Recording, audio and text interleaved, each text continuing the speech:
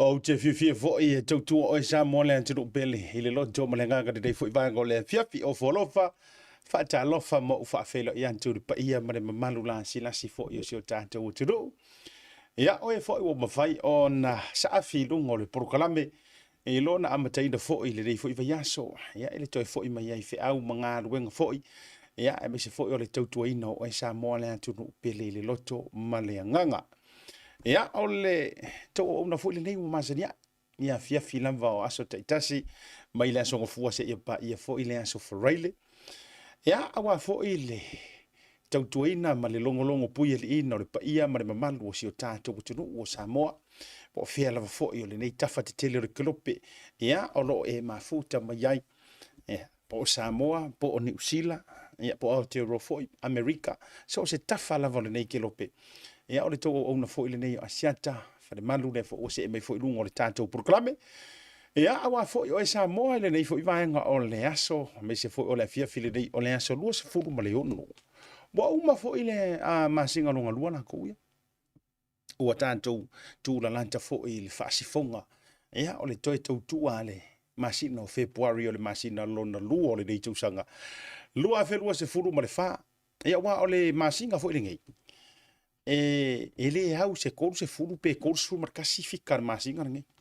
o to ma tu o masinga nge ia manga si kaidi e nga kala nga ka ukua ile aso lua se fulu mar fiku po le lua se fulu mar valu fo e fai ya so ka mo foi le a causa nga oso ia ma fika masinga le ava pela o esa so ifua ia so fa pena por eso lu mar valu por eso ia ista ngata pe ka idua e causa nga fo fa ilonga no ngasfanga iyo walanga ya isi taimi ele ya wer kau kuar masinga ile asfai unga ya wala va tu langa fa pena e fai ele masina pe au pe le au o le lo fai o le tua e lava mai au so se mea ya ele la se si al so fa pitusili ona la bolunga ile fa talofa mala fa fe lo ai ya o le fa tu lima fo ile nei vanga o le aviafi na ilo le suafa leo Yesu Keriso o le alo le tua soifua.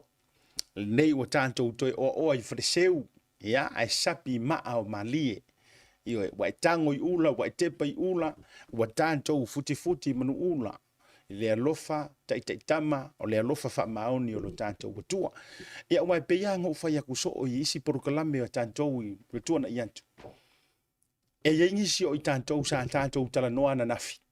Sa tanto utala noa ma feiloa i ele ngata i le militino, pe mulu au foi pe orunga foi o telefoni malunga o video calls wale to tala no mai le tai mi o fa ilangi le folonga e ke kari kongu ye e to adele nisi o tanto e lilo i manatu ya o kai mingi o le amalanga ko le malanga ku sa o vantu fa fo ma wane tu ala tu ai a faila o le ke ma o mai lo leo ma e fa fo mai le malosi a to ma malosi fa fo wina mai le tua fa tai o tau le ai o le tau le penga io e o tau le ai o le lofa le tua lo no wingo i tanto le wa lofa fo i fu mai ai e wa la fa i mai fa nunga le mai le tai o na le la te lo nisi o tunu o le o pongi sa o nisi o tunu pe o isala elu manisi o ila do le Middle East o le tai o le nei tai o sengi le nei ila do fa to amale fu mai fa nunga le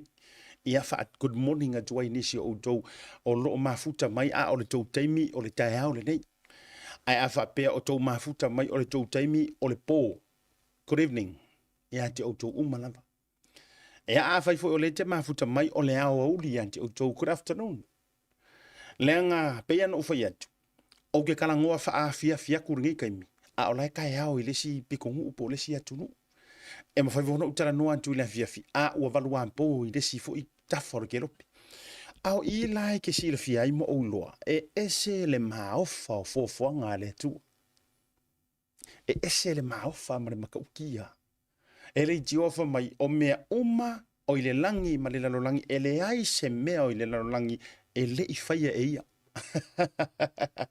o le alofala le na o le tua awa yenga ya wo yenga ka ia tau ainga ye fo ila to we va la lata so tanga sa tara no last week o malama e kai au ma u amerika la o maliliu o nisi vala au ia ile matai ia o ngisi fo yo vala au fa fo se awalanga o te tali tonu o ia o kere kari kong o maliu uma ma feoki o po fai ngofi ele o maliu uma vala au ile makai e ke kari kong o kala le o tere tali tonu ai lenga ese uma au wala e tatou te ui e le oti a o le winga i o le tala o le alofa o le kua molonga wha maongi le umwha tatou toi militino wha malo le mwha talo wha duai a te utou o pa ia o Samoa o le atunu pele o le atunu o le tofi e tala tautonga e kumu i kaua a o Samoa e tala tofi iyo o le atunu una tofia e le ngaka nga kofia mai le langi ai na tofia fo i e tatou tua a wa lango mau mai tiesa e au wha mawina fo i lo latou wafu mo lo latou toto tu louru wha fonga le atunu e au uma na tuu lau pua mama manu wha titi e wa uma na tuu matamanga mea uma wa iei fo i le sao whainga o le sao whainga le pule o le sao whainga a waluma o tane a waluma o tamaitai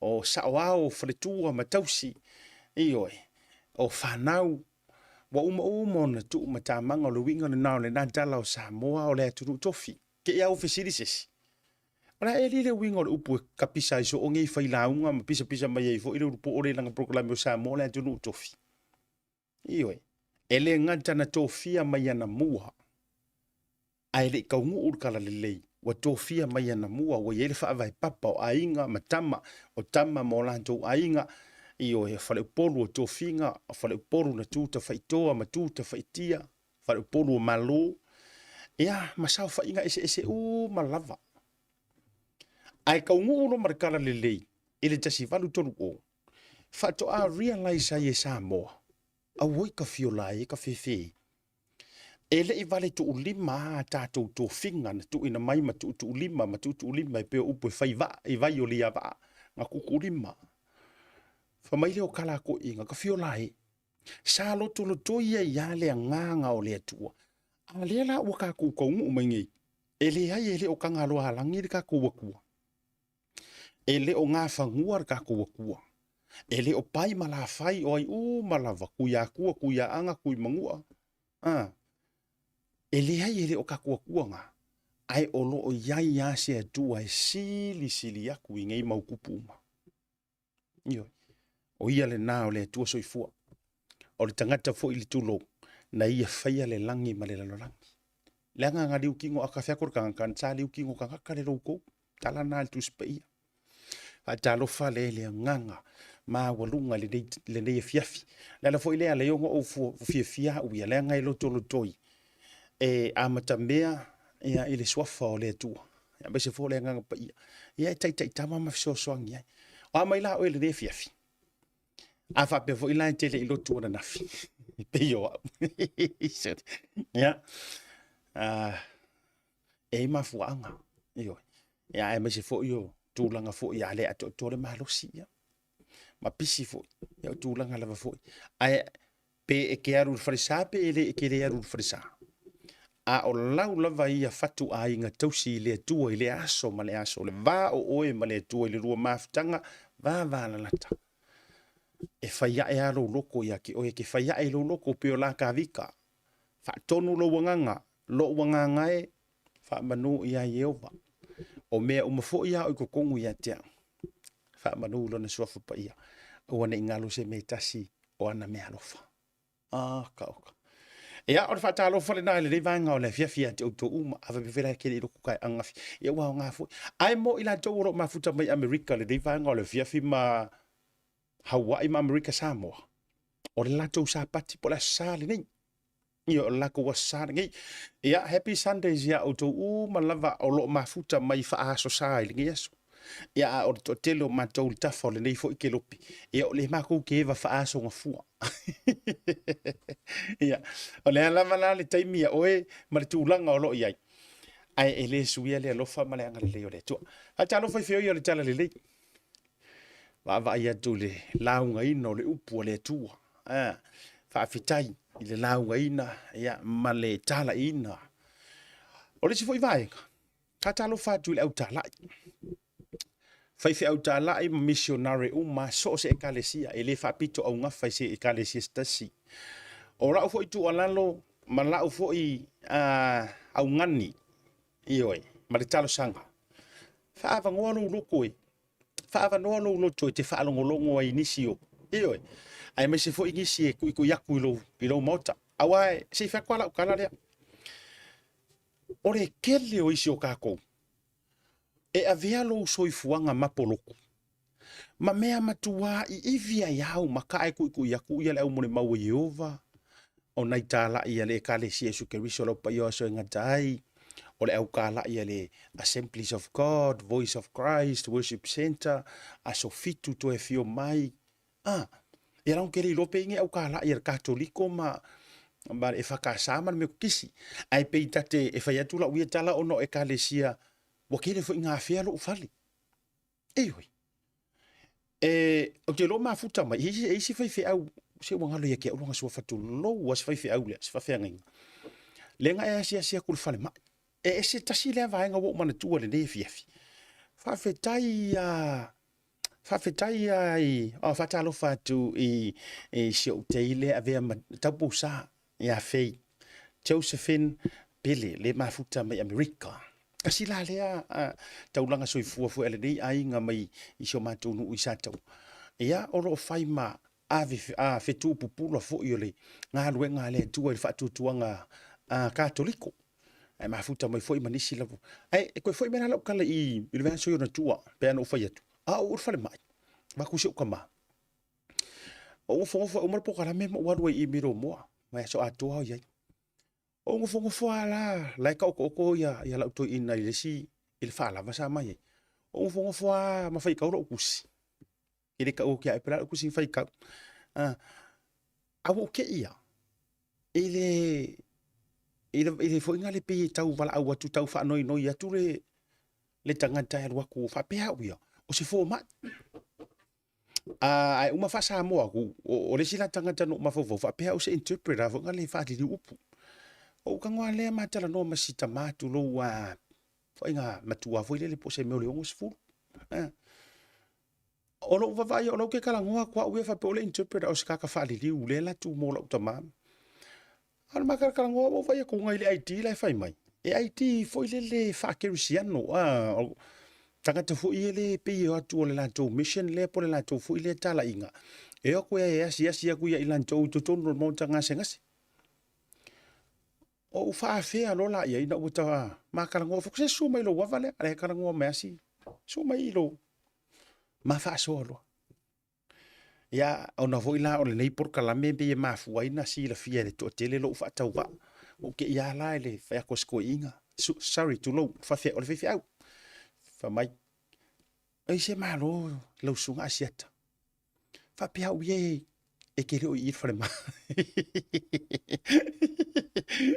pi ke isi fai au ai fa pesi fai au umara por kala mengo waru le il parka sopo ke aru ise sila ro langi no iso ai le vango vai ku no mata lo por kala me so tu lo mata la no o fa longo tu fa so asi o na le tu o lana lea mission na to tonu o le fale mai le miro moa manisi o le lato wafi e lato te kakalo mo ma ai ko kongo ai mai sia ngai mai sa mo mar Pasifika ai langa kilo ko inga le sunga le fe au ile ingo ma i fa ala vale ngase ole I marko inga sa mo si utama ai afia ku ngaro ke ia ma nei ai yo ma fa so mo fa ku ai e te lo sunga au kango ka ye la lo ai o se fa manu yanga ma o se fifianga I lo loto wa e afia mai ia se ukama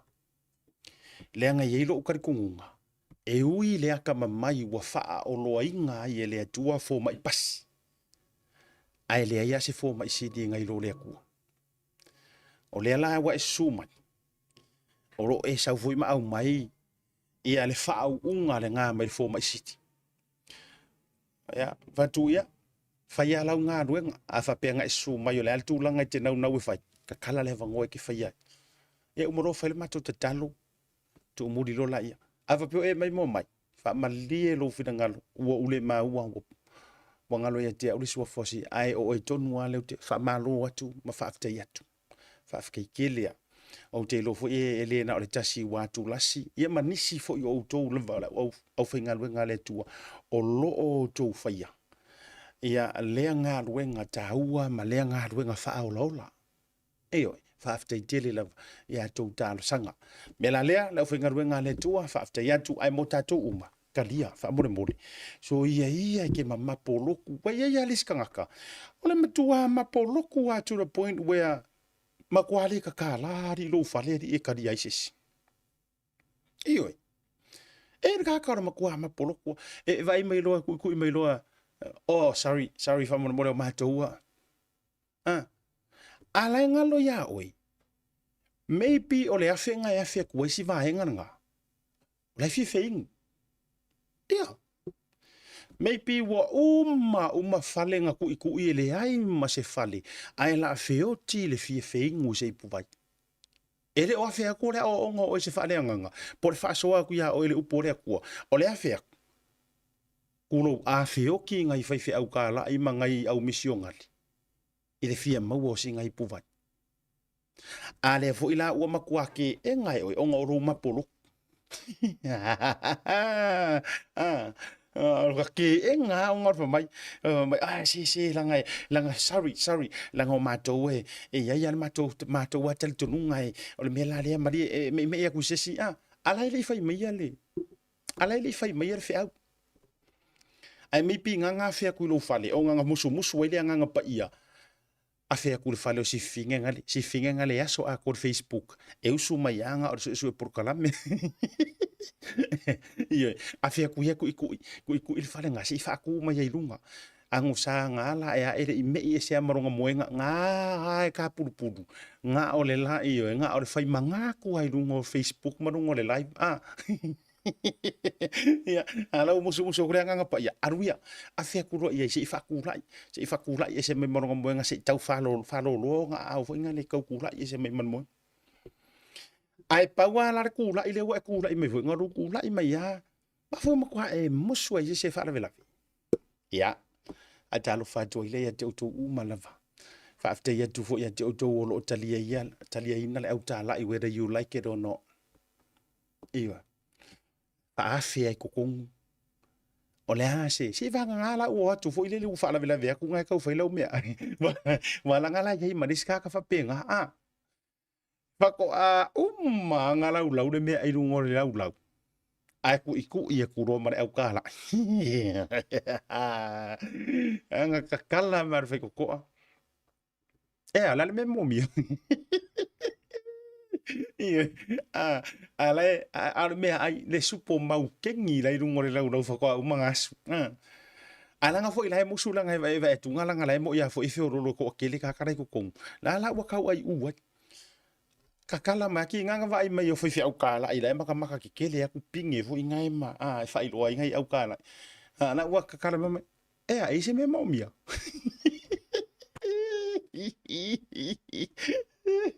Ie, ele uma mai kala angai fa au kala ipo ngai ko inga maro mako o matou tangata tala i mai le e kalesia mo mau oi karofa vai kwa e se ngei kwa fo mako au kala ia Ie, ai pe like ke kawika pie ke kawika ai uminga kari mai ngai ka tu so le e nau a uma loana u kara mua o ese aku rom fa ka lise ese aku wa foi langa la ka kuri fara mau kengi la wa rungo lau o mangas e ala fa ya tu ala ka kari mai anga ko inga po ngai au kala i vo ia le faina ai matere tu muli e mate fie tu na tu ma mori mau e ala le vai au se fe le lu mori mau ele ku umuri ele ku umuri ngai fa au kala i po ngai au tala i hoi lawa enga wa desperate ai o ia awa mangkuala nga olai ko kong e lau pusi lai ko kong nga e savadi mai ala e kami la lo lau O lea la ua umanga e fai aku fo ile le whaafikai ku umuri. A lai kau fai mai walanga o anganga le au kala ia e. Ai le io ese foi, po o totonu po o fafo. E fia vakwas wha manguyanga. Ia. La la ua ngau fo ile le kamara le lau fama. Ia, okay. Ia kope mai fa mori langai. Langa o le ia au malu. Umanga fai mai mori mau. E fai urko fai mai. Oi. Ia e matele io ese. Mate fia te talo mo. Oh, sun. E malo mea ia fai. Wa sava vali ese aku ngai au kala. E ke fo ia ku rau falai mau king. Ai ko e koro e pusi. Usa ke matia ku roi o la a. La wa e wa slam le fai ko o ma lo siar ka puninga. La wa e la fa mari ka mi ma ko wa about turn vo ngale la esa vali. E ke o ku ro. Ese le ko nga mengo le lo fai vo pusi. Wa mantua mama a ko. Ia nga e koe kule ma koe valu lo ulu ma faufa pe e leli i. O a e a winga o nei mea. Ia le nga. Ia. O kua inga mea la iau dito. Wai, so le whaaka karafonga. A o le ke aka mai ma oi o lau mea lea. Sa oi le, sa oi misa anga isi. Olo sia mako next door nga bore vai le next door ke minga a wo ko ke feika mai ke wo e maka mai la next door ke minga ke wo fa peson ai de le la next door about 10 years ago misa era kala mako fale le next door vai pa apa won misa le ngari o fa ko lo ku fa mai kala no fingi afrika ma no mai ere koe ku walo ai u. O whanau whamai, lau mea ngā whapea fu ke sau mai Samoa, auro ai u wanga. Tasi lea nganga leanga o no whaatama ia le toa tele le te mini nei. O ke pore le ai ki seki kere kako, man tofo le ai, i kako update o le whakari kako ka mawhai news ia maka ukia le umo mai lunga program. Ai tasi lea vai la au o ono lo whaatama ia lo ingoa tau le leia. O le mele o le ai u. Ia, o le mele o le ai u. Ua tele na e le talia ai telefoni, ua tele na e le tu ua tatala ai fai totoa. Ai a wha o popo la iei mane mele o le ai ka oko. Oka. Ia, o le misala nga.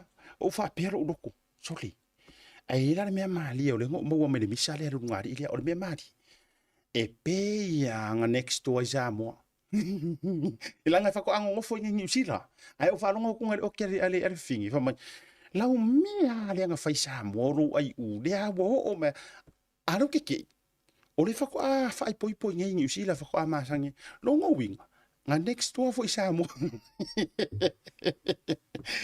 Ya, a fela o fatalo fa ya tu mala ve lungo tatu por kala mel ni vanga na fiafi. A talo fa tu wo ma pa anga mai ale Blue TV. Ai mai se fo yo le proclame. Ya ole Tautai A'e. Fa talo fa tu ya tu mo o tu fie le ni proclame o tu muri taia o tu sharing o tu love like matula nga o tu fo tu te tusi mai fa tele fa tele tu alalo. It means a lot to me. E ai ila tau la tau te meli mai ma mai le tu alalo se lau pasengi. E fo ila tau e meli mai matula nga malava.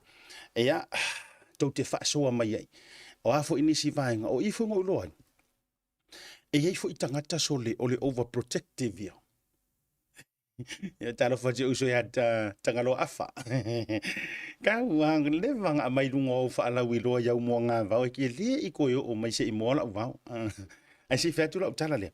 E si wo ma pa angol proclame le nei. They are so overprotective ele tamali angol proclame. And I thank you for that.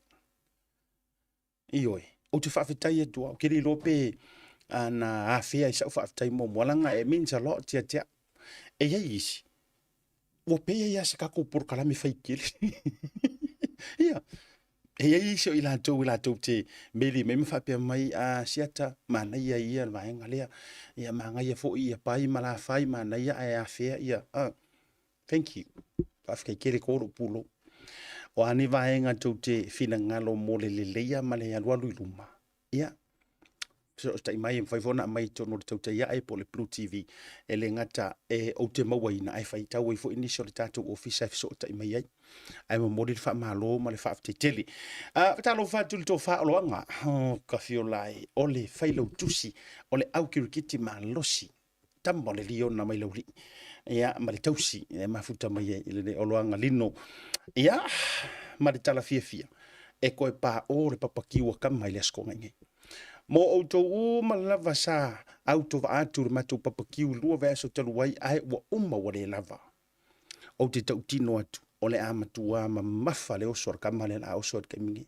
asko ngi io o te reto e alu fa ise mea langa nga faisi o ko ngi ele sto na ile na papakiu sa urunga proklame se uso matua le e ale fionga ya vui uso a I tulanga o fa sa launga se wofo yang sa wede kali vala ulia ala sto na ile e kar fikur kaya o le wo ku mala la lingol mi o le apron apple apron ia e fai mala u sa pele ngi lo u e fai ya mala u kama nga le ngore ole le ngore me pese kama inge ki nga e ku ro ia mana mala mai o to le au le au le loku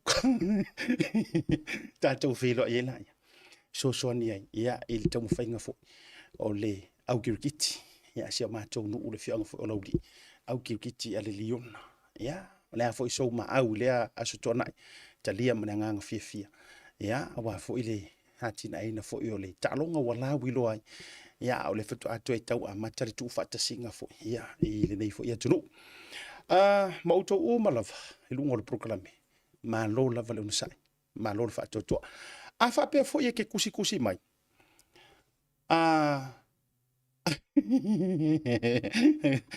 here net so ke fa ko ia si au here net nga ole is it a here net or hand net so le ale fa mai disi di little helmet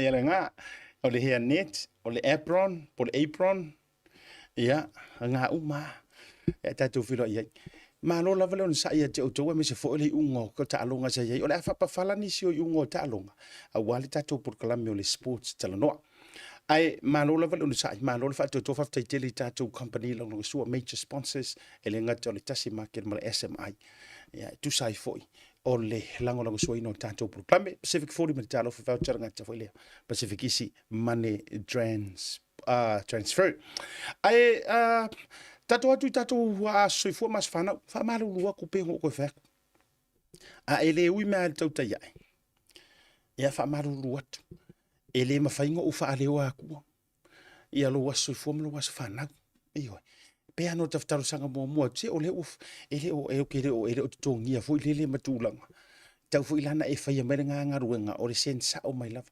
ole e ma fo ina ele mo alo like le page Tautai A'e awai le mafai fuinga e sau makwa kumu mai ai laka yo woro fanga ai o me temine e tele like le page le Blue TV please go and like the page ya o me o tai mi malai on le live le nei ya o le o ko meki e kula velungo o lo telefone ya le notifications ya tulanga fa pena ai family atu so fo mas fana mo to tele malava o to nisi fo yo le ale mafai ona tu ina tu lu ona o le maua ya malia yo ko finga ngano ya paua fo yo ila to ole ua la fo mai nga i to no tato Tautai A'e page ya e na ia tu ina tu ni so to waso fo amata tu le atonga lima sumar fatu sanga ole sunga ia tui tui moro au ele so alo faanga ya mai le tina ole ainga nei I Seattle fa pe fo ia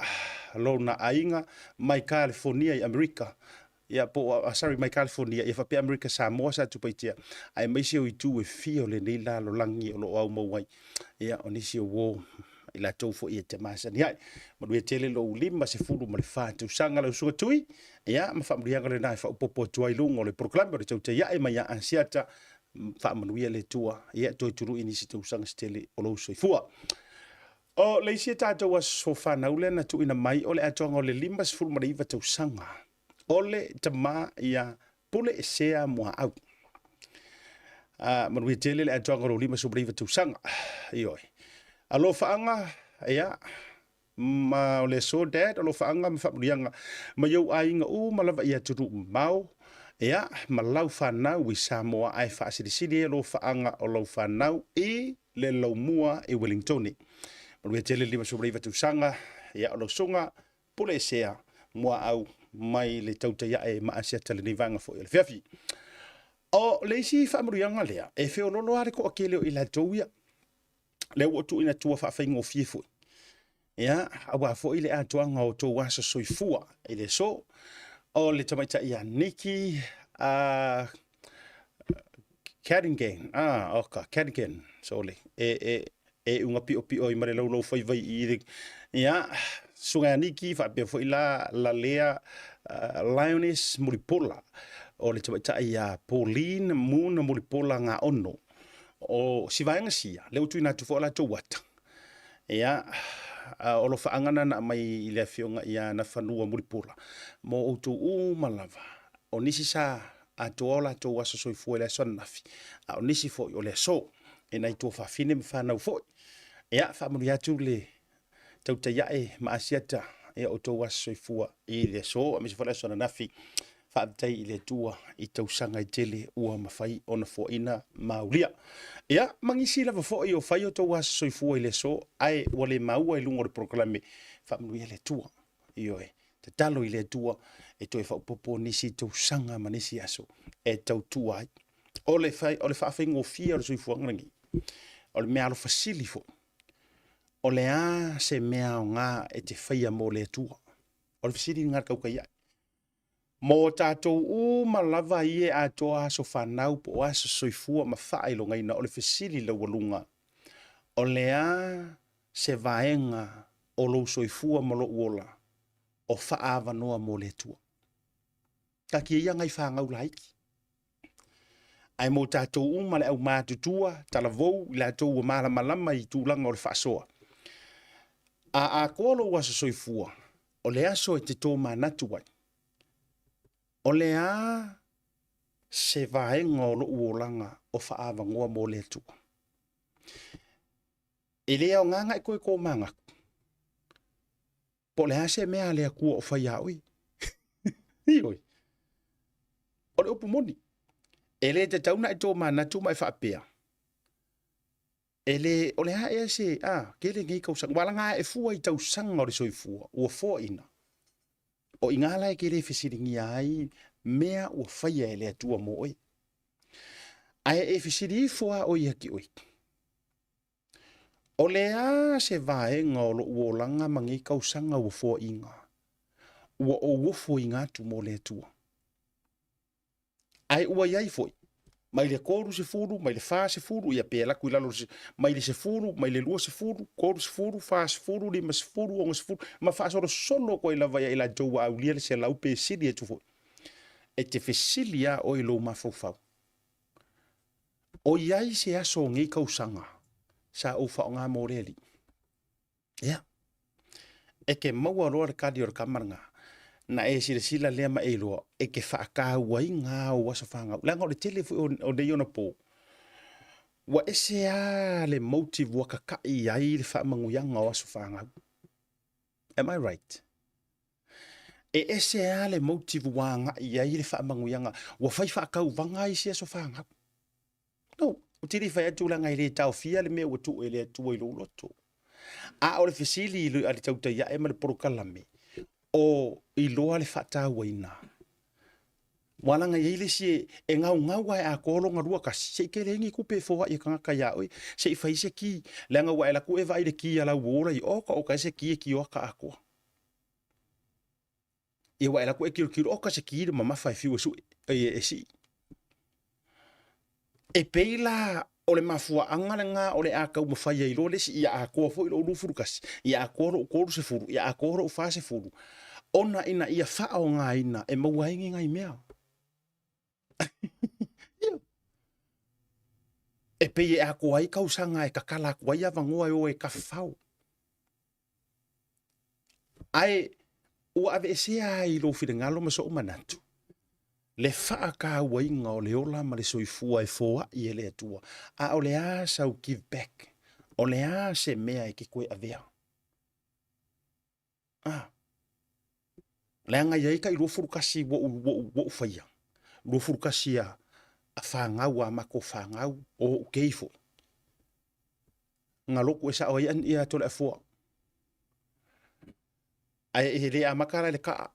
Uloua usanga loku. Stop. Ka. Mamau mai malea kua. Yes. E iai tangata ma mese o ainga o ukei. Whangau o mako whangau. Ngā amaka mai le soifuanga o le malosi au karavou, malosi le o ngasa, malosi e ke vai e whekangisi ai le whaiangi o fue o le roku. Ngā o ngā uma o le rufurukasi, ma mao ma se o langa e toi fialu se roku. A wainu le pia, uaula le tapaa, uaula le veipa e le uraula kapaa. Vakuru whafonga le tunu. Ua fai excuses e le o ye lo o ko si de sila la ka e ha fo kuanga o manga e va ko prokala meri le anga o le fa na unga ina ia Tautai A'E me uma ile anga le yo le tu tato tu malolonga a fo mai tato news update e ye va nga tato news update manisi o fa manatu ai o le fa lau tele nga nisi o tato update ia o le a whaasoa mai ele sunga ia maulunga o le tātou programi. Ai e iai vaenga tāua. Ma vaenga e marie. E peila o ngai ngisi o vaenga ia wakangia mai. E nisi o matanga nuenga I tutono o le tātou turu. Le ngata ilea. O le asoa kai au. E hikang kai ko lima. Le kula I whakasi. Pe lātou te io eina. Mō lianga tuu whaatasi mo I lātou. Pe a fo I meka ko malolonga.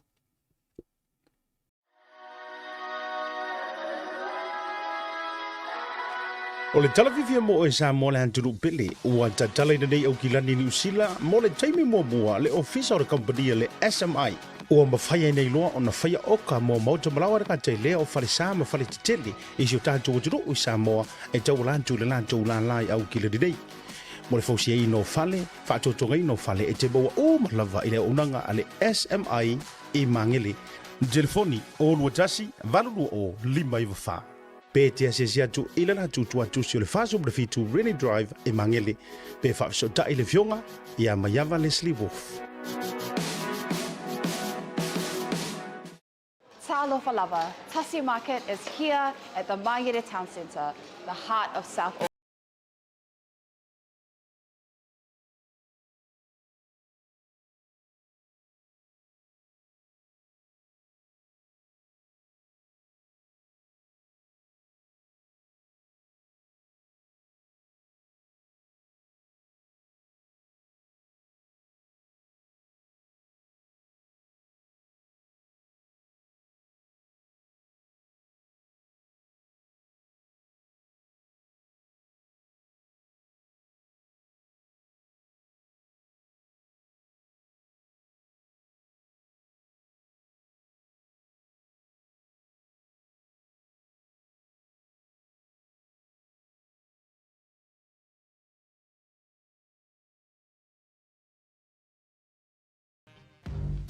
The Color Shop in Matavele can brighten up every aspect of your life, from interior to exterior. You can change the look of any project you have, from auto to home, around the yard, and everywhere else. Bring color to life with our selection of the best paint. Come check us out, because we're more than just paint. We got bush knives and a whole lot more. We're the folks that will help you kick that drab right out. So come into the Color Shop in Matavele. Call us on 25577 or 21527. Drop an email to cs.creston@gmail.com.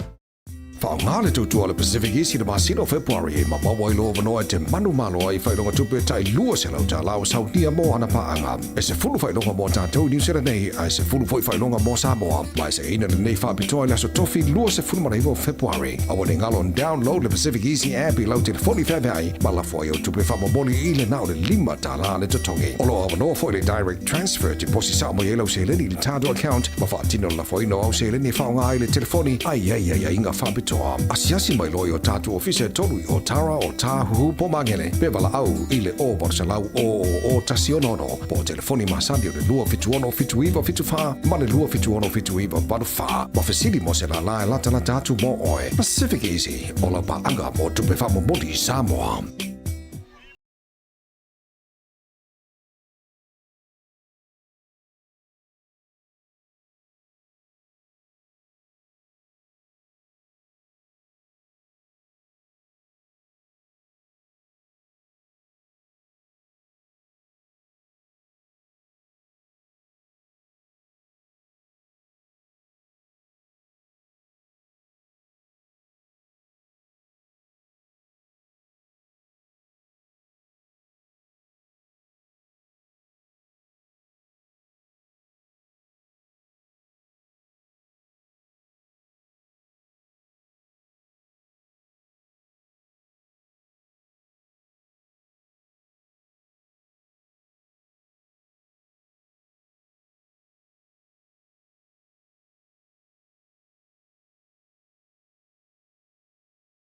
Journey together with Digicel.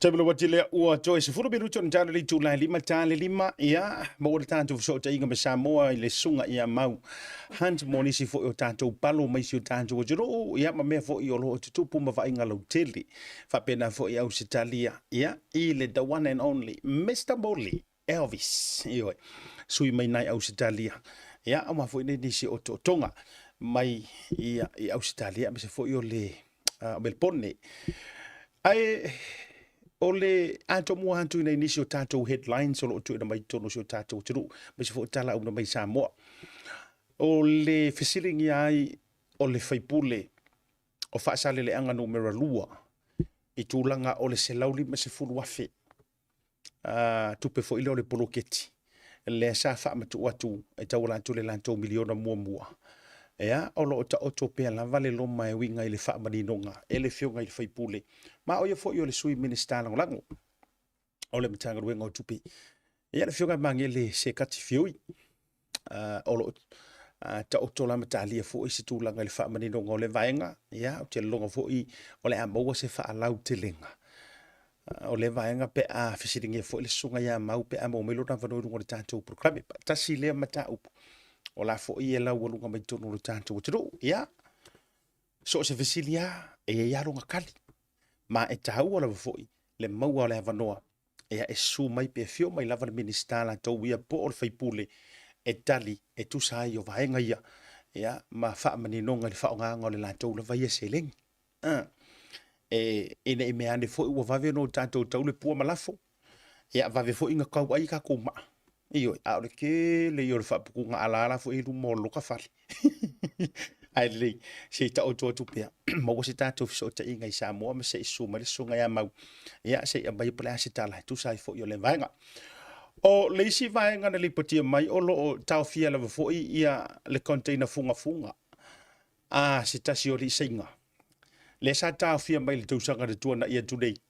Ina ua mawaina o loo tau mawhai e ave wha soli tū la fono le funga nisi lavo fingo tai tono si o tātou uturu ea mo se mawai o ni tupe tele e au tu whaatua I le tunu o saina o le tali ai lama na tuo whaisi umi kasi le a keisi makua umi lava mai le tausanga de te dei utubre tuino se amatango se biole amatango le tausanga le lava ka fio funga le li le va tu fa funga le tunu ia o le torosanga o le whaatu peina I se reporti I su nga ia malu le malo e whapea I lumo tolo longa mua le whamisinonga le nei e sili atu se toru se lau afe ta la le tupe e maua e container atu o funga ia sa taufia ma mawaina e l'officio tute o au lilinga la report dia malo le malo sa fa pe ai se tarusanga ina ia tutongi na ile se la wafi ia ma faise fa salanga o ko ki poki sainga pe taila o lo o te ena e fa msinonga ia tulanga lea ona afua tu le tino I tupe tolu se la wafi pe a fa ku pe inga ku pe mau ko inga container funga ngi ia lo no winga la yan tangia mai ela ititele le se la wafi le tau mo fai tu ai tau sanga leo ia mar ko ku le ile ia pe ki poki lanto dro tasila na mai ngolo ta auto mai pe sio tanto dro I Samoa ia ole me kaua o ku ngai ele nga kai muri ki poki oi ai mo ave oi faisinga o inga sua vai u kar pui oi e tuli mo molo fa salanga o tunu ne ya so kula fongo New Zealand afa pe uma enga ole ya inga o e to fa le nga ina no fo mau ko ki poki oi Samoa ele ila se me fa pe mai uma e sao nga ki poki oi ai ko kongi nga o singa ku pe lau sala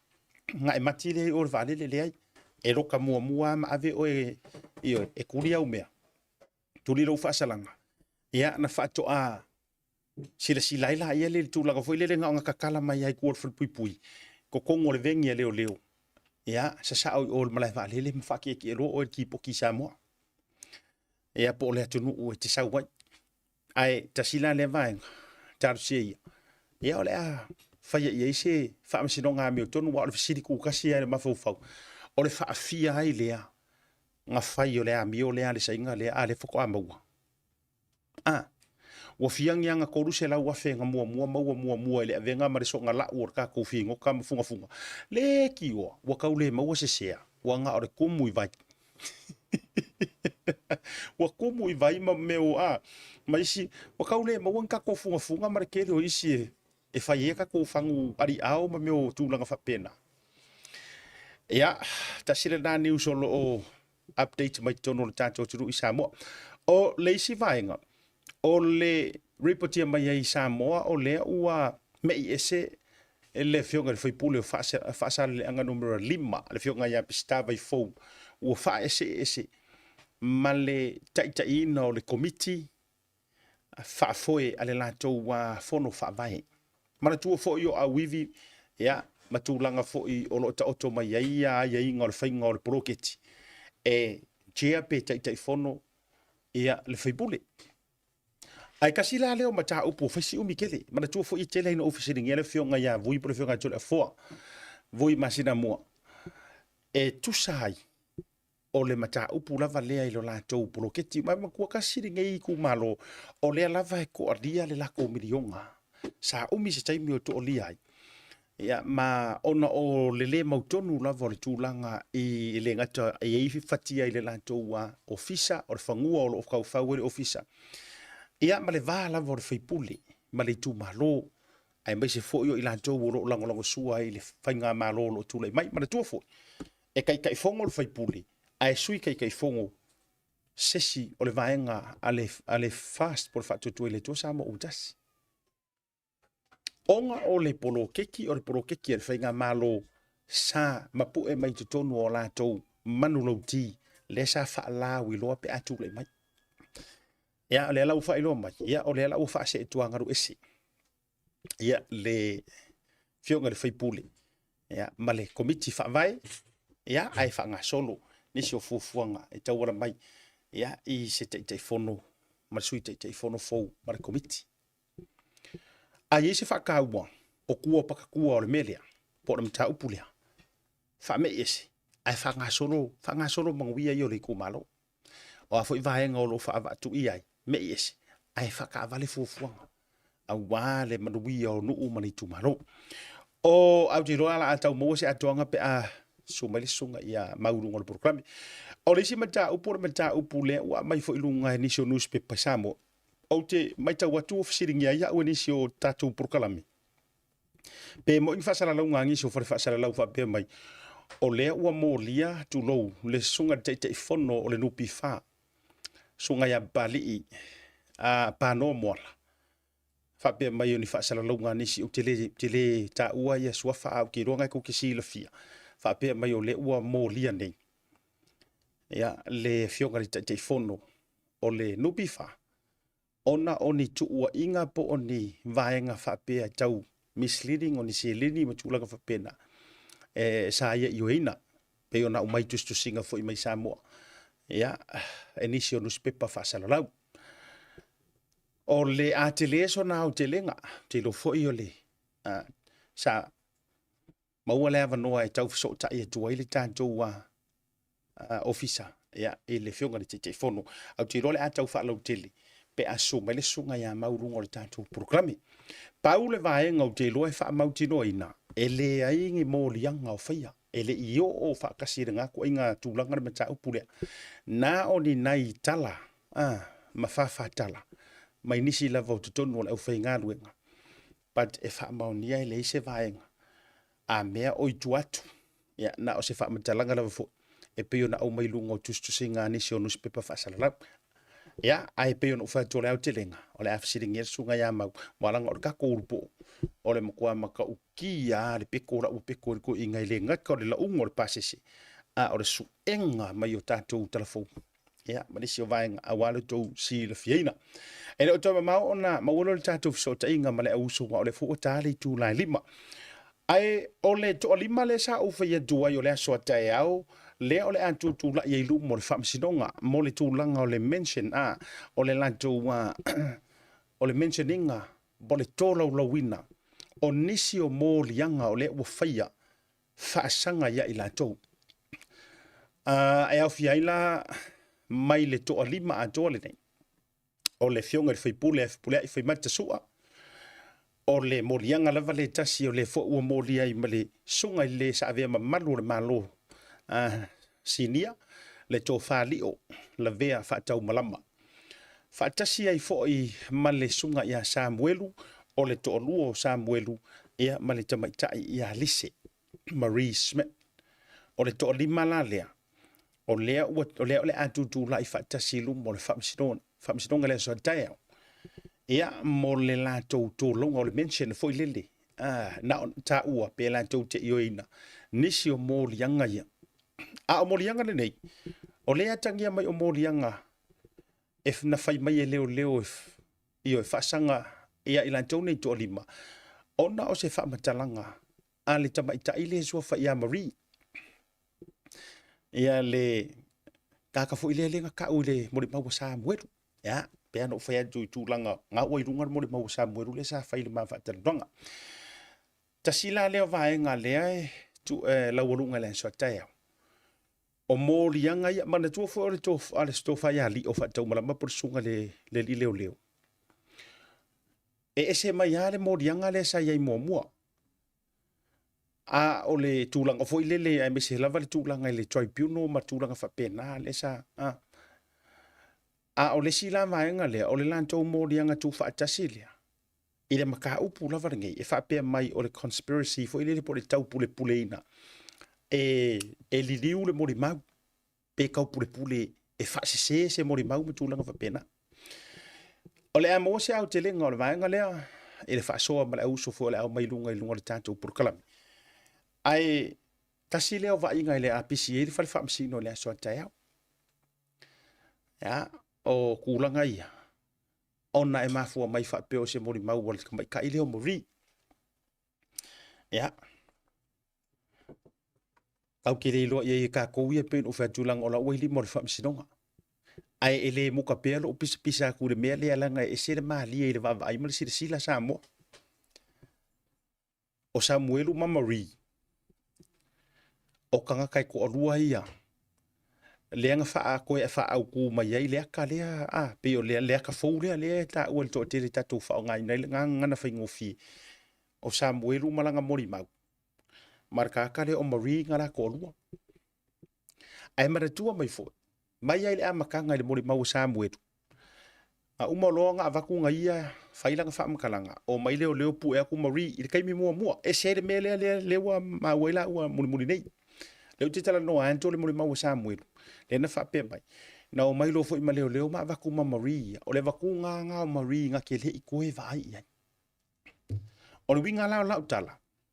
O le fo koe kaofia e leo lava Marie pe o nga kaofia mua. Ai o le kaofinga nga o Marie mua. Sa le ai mangisu e ngau ngai mea. Tautou mau mai. A o ka o fia ai mua e leo mori.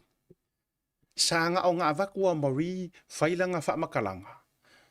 E kou a keinsi le mori maua Samuelu. E winga i le vainga o le hit and run. Pauanga. Kusanga a vaku mori siaki. Ma vakua i lava lenga whamai Samuelu. O le vaku nganga kire i koi ropo whinga ave leo mori. Ai a fua mai fo ila Samoa le mali o meangi. Nga avaku le kaimi mua. O lava su esu e ngā leo ngā whaia ngā kaimi. La tau te le i whaia ai ngi mōrianga ngā kaimi. Ai ngā o ngā saua o Samuelu pisa i lungole. Whakarangoa ngā mai loa i le lalulangi. Koe mai loa ma leo koe su e memory. Le lau avatulo na lua mari. Ai avaku lo ma mari. Ai mapunga mai ai loa ma mori mauia. Ko sore vakunga lo ngā lua lea. O ngā ua sau i lunga mana tua foi. Ai eise tangata na makua sau i lunga o social media. Ma lunga o prokalame ma leo kele ma pisa whamai o mea ngā whawhau e la audi. O mea whawhau e la vaenga a ele fast. E ngā ori mongi amku i le epa. Yes.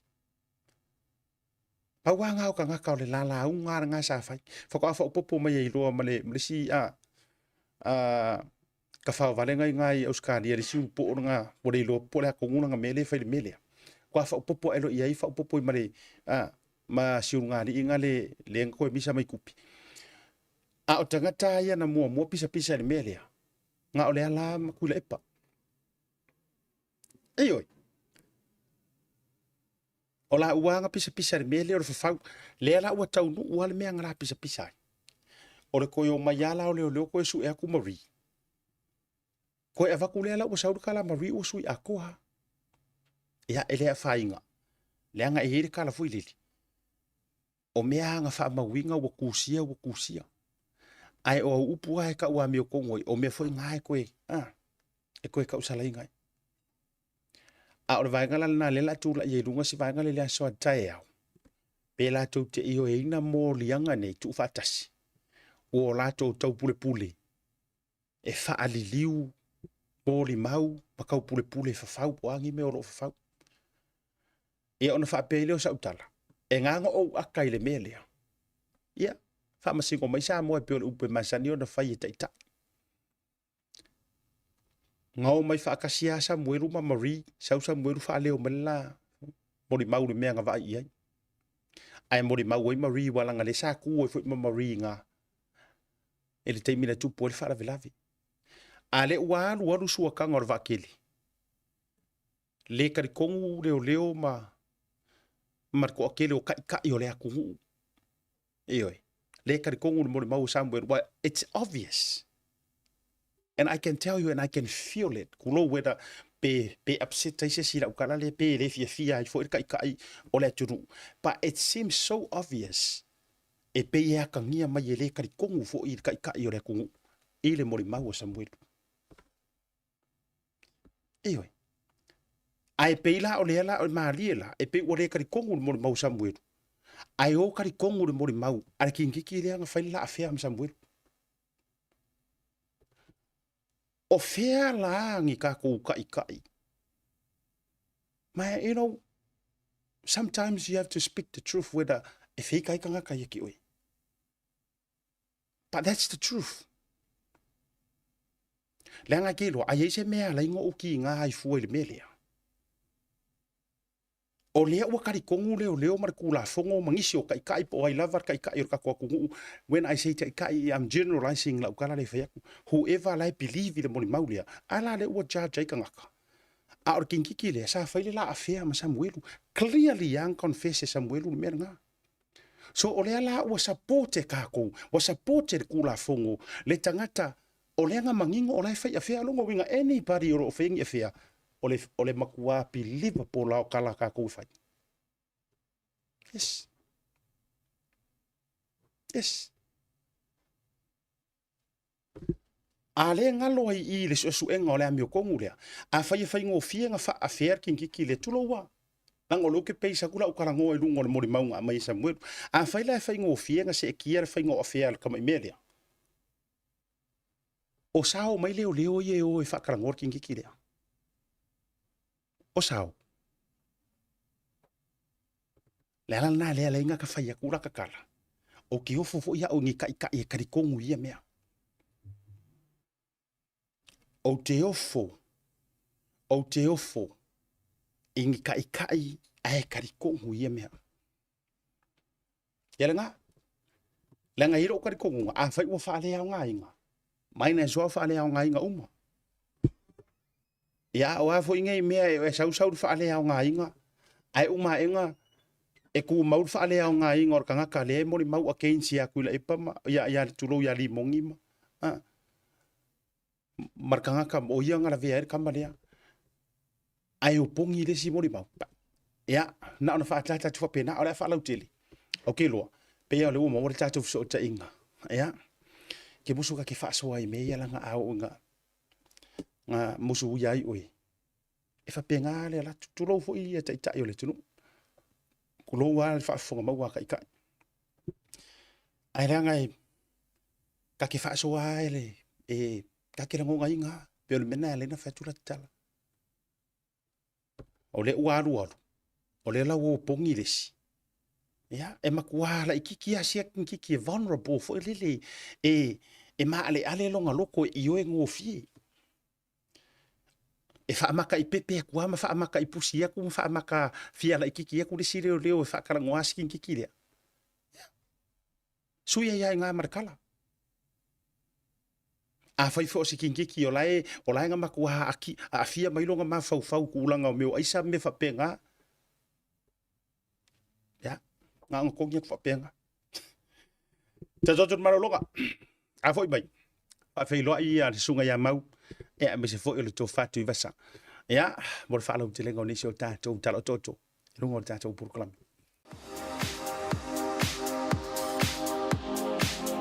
Hi, and welcome to Parson Lane right here at the heart of Papatoetoe.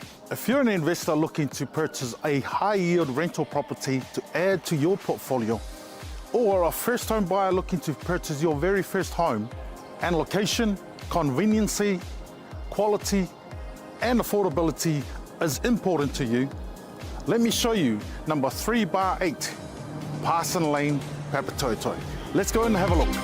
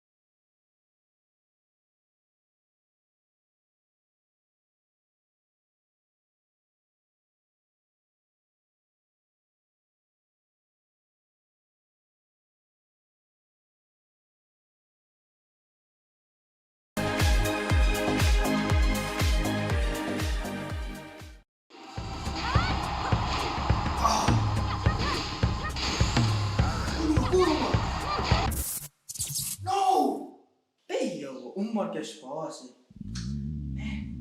Salve, Marfia. Ai.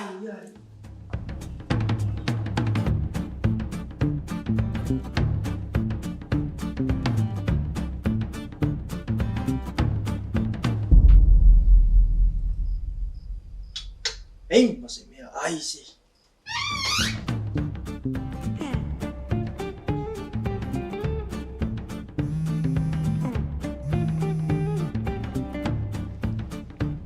Halo. Ango. Soli. Ora me ke manga o ruku ki amaka pro kala meri e ko viri mai. Pole se koma. Se mas no ta fa chama le se ta pa. Ma pa wale or kai me ke ro hai ka umaya or ka manga or kai me va ko top up por pau. Ala no ke umba nga pau. Fe heri po inga ro ya pau. Ia mole. Fa o mi singa me se fa ka singa me e mole manga. E fa lo le mai o se wakati. e ringi me fa o va pa me ro la ko o va yung io ale la top papa ko la kilo fai mai o me fai online e va ve ro fa le la ko pe ko munguli e makar po kala me ma ero ka u mai ka ko next to nga u fa pa u ma ko mala ko maka mai fa ngai la u nga le Pacific 40 mal talo fa ba wai do Yo bon nei. Okay. ya lenga wa fa ro mai ya fa la ya la ngali la fai ku so maka mai show de fai la ko fa la u do ya ma fa la ke le fai ngole o nga Pacific 40 mal la ku ka fa ba 6. Stay no. Le Pacific 40 iso se tafa o Samoa. O whaafaingo fia i nei nisi o nanga e pei o whaataunga. Pili, o ka o ngā ruenga manisi lava o loa mo Samoa. Asiasi nei loa le lato website mo whaonga ina ai le taha lofa voucher.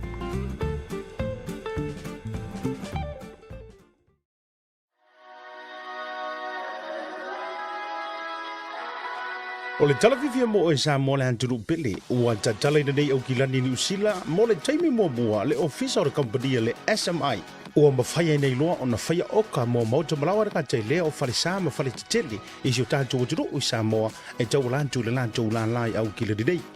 Mo le fausia i no whale, whaatotonga i no whale e te maua o malawa i le unanga a le SMI i mangele.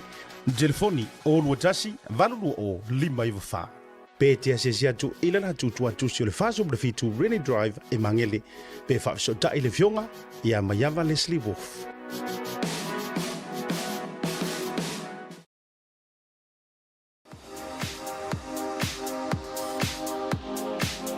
Hi, and welcome to Parson Lane right here at the heart of Papatoetoe. If you're an investor looking to purchase a high-yield rental property to add to your portfolio, or a first-home buyer looking to purchase your very first home, and location, conveniency, quality, and affordability is important to you, let me show you number 3/8, Parson Lane, Papatoetoe. Let's go and have a look.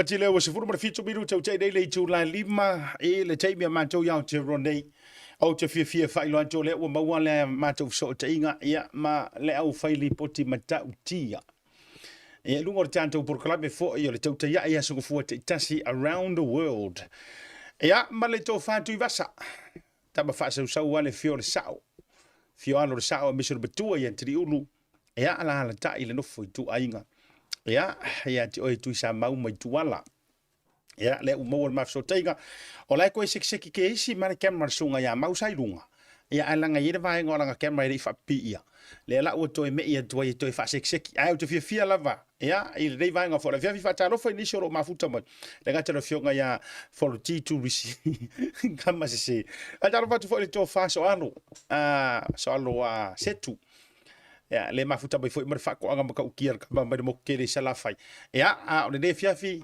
afio mai ya betara mai au lau to fatu vasa po Elvis Modi e lungo le programe ale tautai e le reiva anga foi o le fiafi ma lo so fu lau ma tango fielo sei mila le reiva anga le fiafi so fu manguia no ko fa siatan nge ka au ma ka ngo fiele lo for ka ko ka sirio de lang ia fa kai foi de ko kai melo ko so fu mo so nge yola e un fa ka winga ka ko por kalame ia wala va family ngo finga ngalo maloko o le pa ia mal mamalo te ta no Samoa o lo fia fa fonga fonga mai inka ko news ma li ia fa tal fa foi e au ngale tua lo fa ku pa ulia so se ai ia wala va ka so ngoli pa le ola ia ka pa ia mio le angar ka ko ku o se sao fa mu wa ia e nga ka foi de ka po ai nga maua mai ka mama ngai tinga ma ku kua ia la ko ku man muri panga ma feula malula la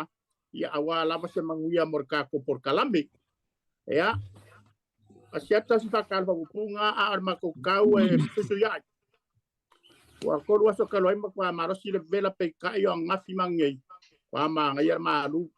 Io e. E fai ki ken ka ko nga kau yo le lave vela ni ke fo so ma se fa mai.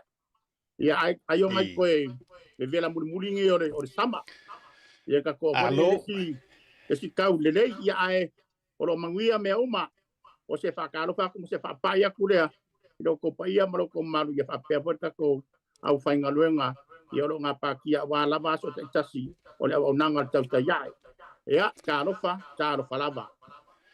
Alo va ta lo fa le leo le tu ai ka kele me fa filo ai ta sui mai Samoa o ngo le nga e ka ua lau fa ta lo fai au na tofia le tua ai asa o ko ma fo fau o la fa ka usanga le nga e alu ile on fa fifi au ai o la fa le mena tupu te mina na e to mo fai la on fifi au ai pinga ko musu e nga ko mo fa na e sa no Wa sia ka ba fai singa leva ai nga.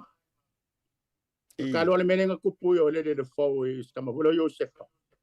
Ia masia wa o voi le are ka ko e manguelu le ka mi wa e manguelu. Ia ngala la e fai a foi a ia. Ia le ale ngore me ka ko foi le ka ko faro kanga foi le o le fa malolonga. Ia ai ke ngalo fai a kuro ia sia wa o voi le ia yo sefa. Ia pese me mga awai ia Josefa foi nga ka kero ma Josefa le pero pasin ko kua. Ia longo fia wala ko pasin ko kangi fai de Josefa. Longo fia wala ama kala ki fanga sa wala kangi fai Josefa. Ke ia la so fia wala ya wala fa malo longa fa pe ko ya se ko ya. Le ilo asiaka. Ai fa pe ko Josefa. Ama ka dia la o ke ngisi la ne ngor pe fia. Ama lo mas Josefa. Amele pokilo ke ngisi ya. E al melanga o va pero a wanula I lo ngi ke o poki fa fose ya wi er vale ai de lo so ko amaka fa le lalo I de la ko amaka mai lalo prima one ya malo ka kariak ngara fsit alo yo langa nei no ma ua fo ia so ia tasi de alu pe fa le ale no vo isa yai ina na fa fa ai de pa ngana tupu ya le la fa te o manino no Ia, fataro fatole o maua o le o se eita ma fale ata I lungo le tātou porkalame. Ia ua land fo le tātou waa pa lele mai Samoa I lungo le tātou Tautai A'e fataro fatu I lau sunga mau. Ia, whawheroa atu nei tū la fiafi. Dea lofa maleanga le leiro tātou taisili o lori langi. Ia, nei tū la fiafi whawhonga anga fo e maro le atu nou. I so se tua nei laro langi o koina mau mai le porkalame au le lei. Matango fie. Koe au le lei kama fai porkalame por fonga porkalame o aku kama ia ngaru ru e feku inga o kama ko mai o kai no oka sole se mulinga foi ke ngi a o ngai e feo ai solo malako ko ngi ka ulanga le au le lei o fenga ruenga ale plutiri yo e fa felo e tu nei tu la fiafi mai samonei la lor faleo o le ulpo ya o mo foi stato felo inga malau songa seta o le fonga foi tato porkalame mori le nga fa tai tato sponsors le SMI o le Tasi Market ia marka mo le pepe lene tuna lene male Digicel asiata vai se ka ko sponsor ke wangalo ye kau kama so ka le tuna lene soli o ke va ko kama ngalo se ko mangisa mo ai Digicel ngisa mo mo ya au le ken so le wa ko kama nga so le mako isu suru pero su suru le masinga le au le yo le tato felo ai ile fo wala mala fai o le moon of February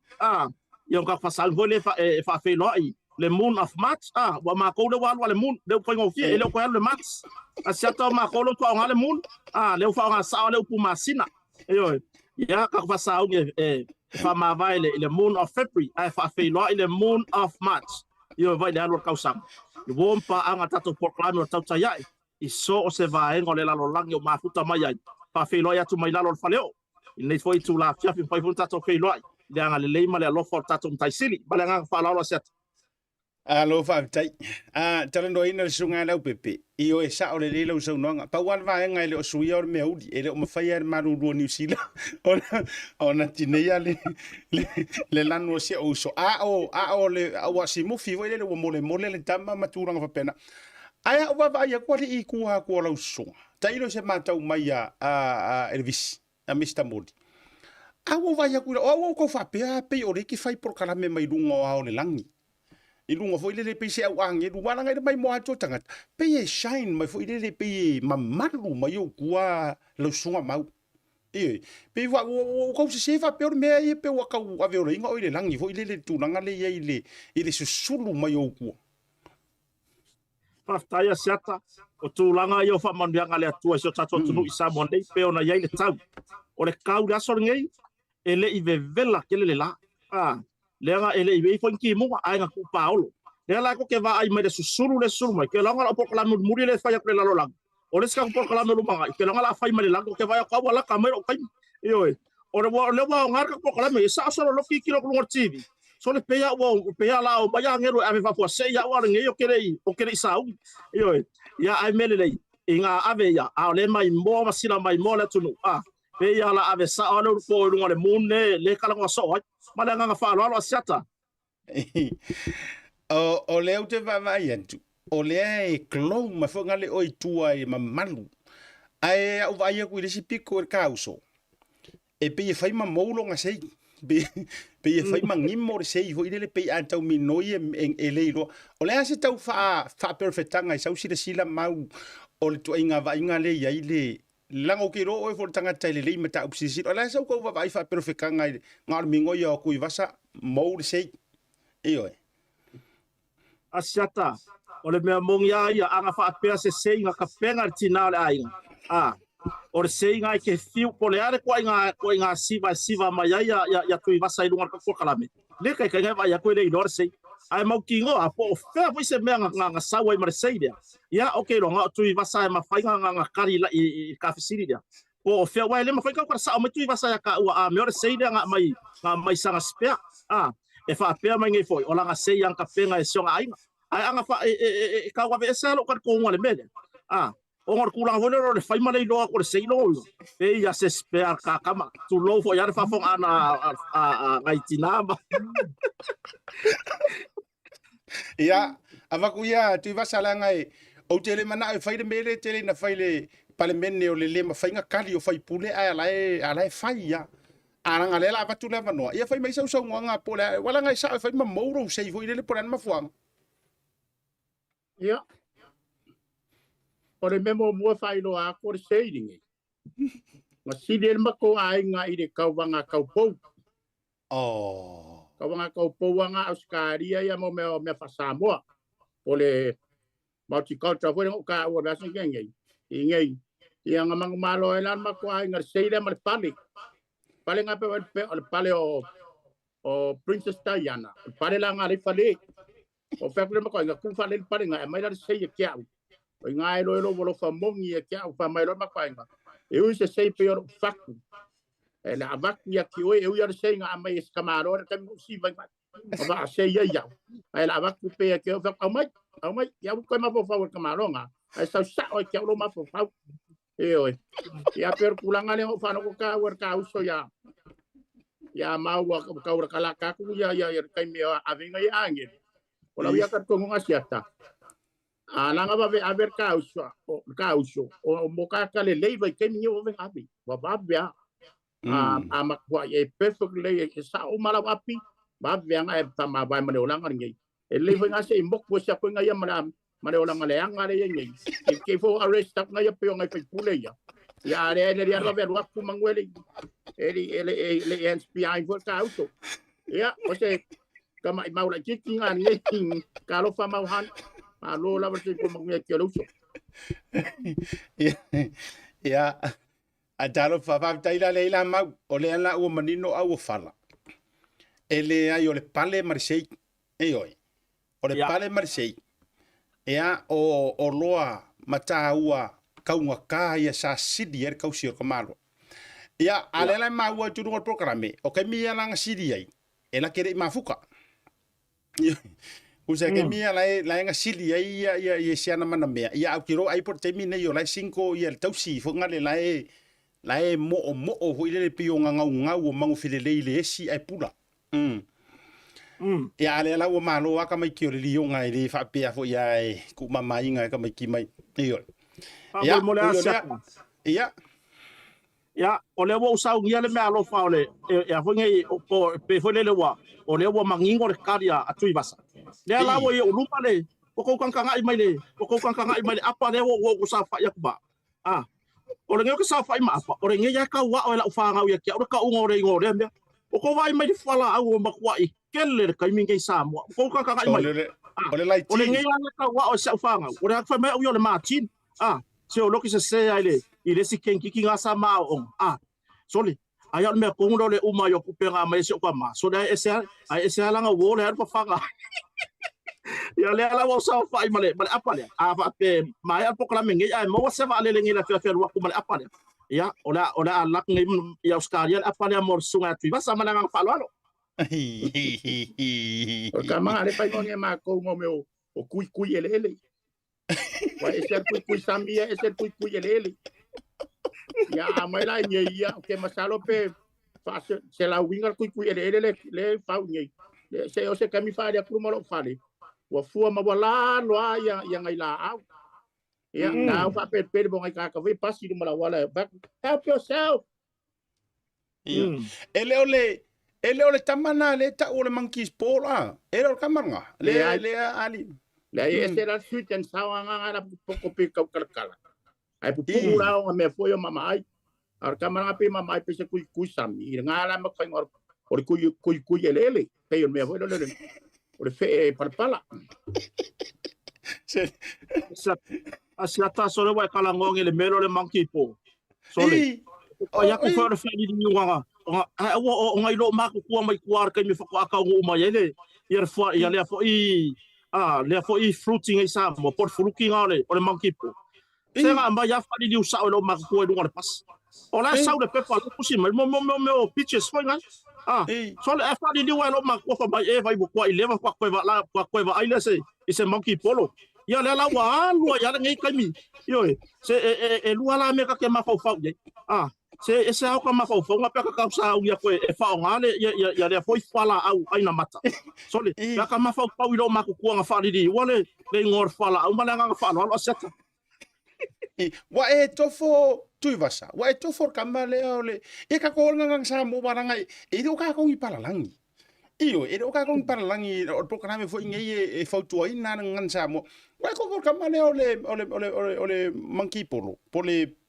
por monkey wa fa sa mo nga ya wa e tofo kamale Elvis on mo ko ma nga ya kai mo ko foi nga o kai mo ko foi lauda o nga ya so sa fo i ma ke ki fa ko fa le o ke i lo vai kamale ke lo o ko foi nga ore ke le yo ke le pa ye ke o ko foi nga fa person wa len ka ki pe sing la au au ki pe ko la nga ma ya on mo ko ma nga ya kama o lo ko ngar kama nga fa lo du nga me e ai e ke longa e va venga e longa fo de ai ma lo si ma so ape se pasio ya sanga kai ngape apa eu querer mamala ma querer lá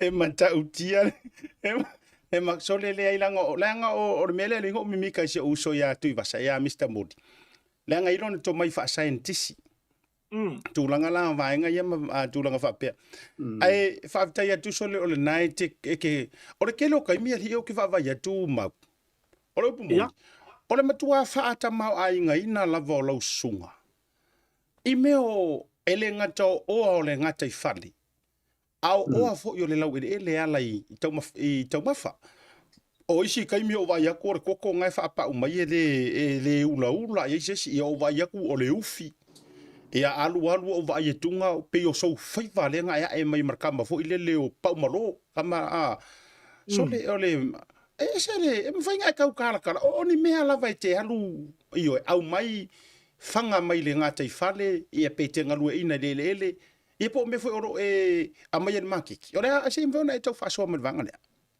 fa ya sata mo fa fisini por kuranga le wa ye le urpo o ngai sa mo ma okay do wa se ye se kanga se a inga o ko fi ai mer makiki o ngor kuranga kalunga saura kinga ele por bloke ki dal medio se wole bang fia nga ruwe kanga ka ape o mangu sa peru hoye wa vange pe ya mo ngi ko sila fala foi nga iyo le la wiki wa ya ai kalunga mari polo ke ki dal medio wa ko fu ai nga o mama me sa peru war ka sa peru le ko ka ngofi wa wa ilunga le lima suka la sa pelu la po se tu lo lava le fa fonga fo el malo la tunu ele nga kala kamel polo ke kiri sa pelu ai ko mai mara ili fa maka le kulanga la e ko ai kiki ngai ainga o la le me fo le lo fa ka mal makik ar kulanga yer mako fa ngo pe ngo yer ko la kala mong ya asyat le fuaka le saungi okay lo nga ang fa pe le fa makim o le ba fo nga muri mo le po ngo fa pa ko o le mawar ko ko kai mingi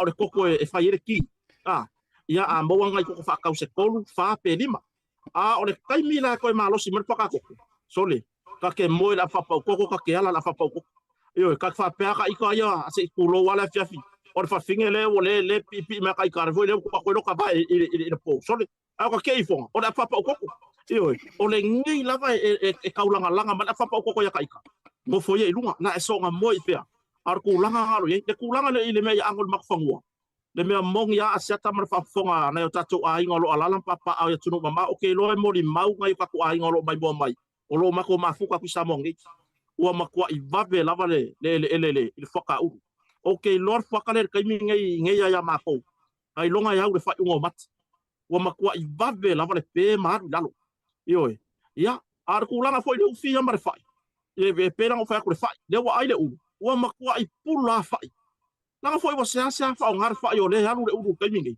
e o fela kau kalo ma ke kila ka milonga la sto na ai asiata mar fa fonga ala tunu wa mawar kau kalo ma ke kila se fulu lima kala ile ila sto na ila mbaet ni se fulu lima kala i kau kalo yo ya male leo lava nga ya foi fa nga kalo fo ya ko mai ya wa mako fa le kongu foi langa wa ai le udu yo ai ka fefe ai umar foka u le sa sanga foi la foi ba kalo ka ko le la ye ar kulanga nga le o fila ko fangua ya ngai me aya le ka ngule le wang kai me ya ele nga ko karinga malo le fa ka de ya rum tui vasa kai me kilo malanga mai ya ai ar kulanga foi le o ngai me aya waso ni ka fa le ko pe ma pe o fa ma me fa pe ya la ye ngai me aya ku ye le ainga yo kulanga le kama ainga se ka ko wa sata kalunga ma ka mai pro ke ki wa ki nga e uma ainga yo wa ki nga ainga wa fa ya la ku ma banga mea uma va penga wa ko le koko ya o uma ko ngala ko ya nga tau singa la o le mea wa nga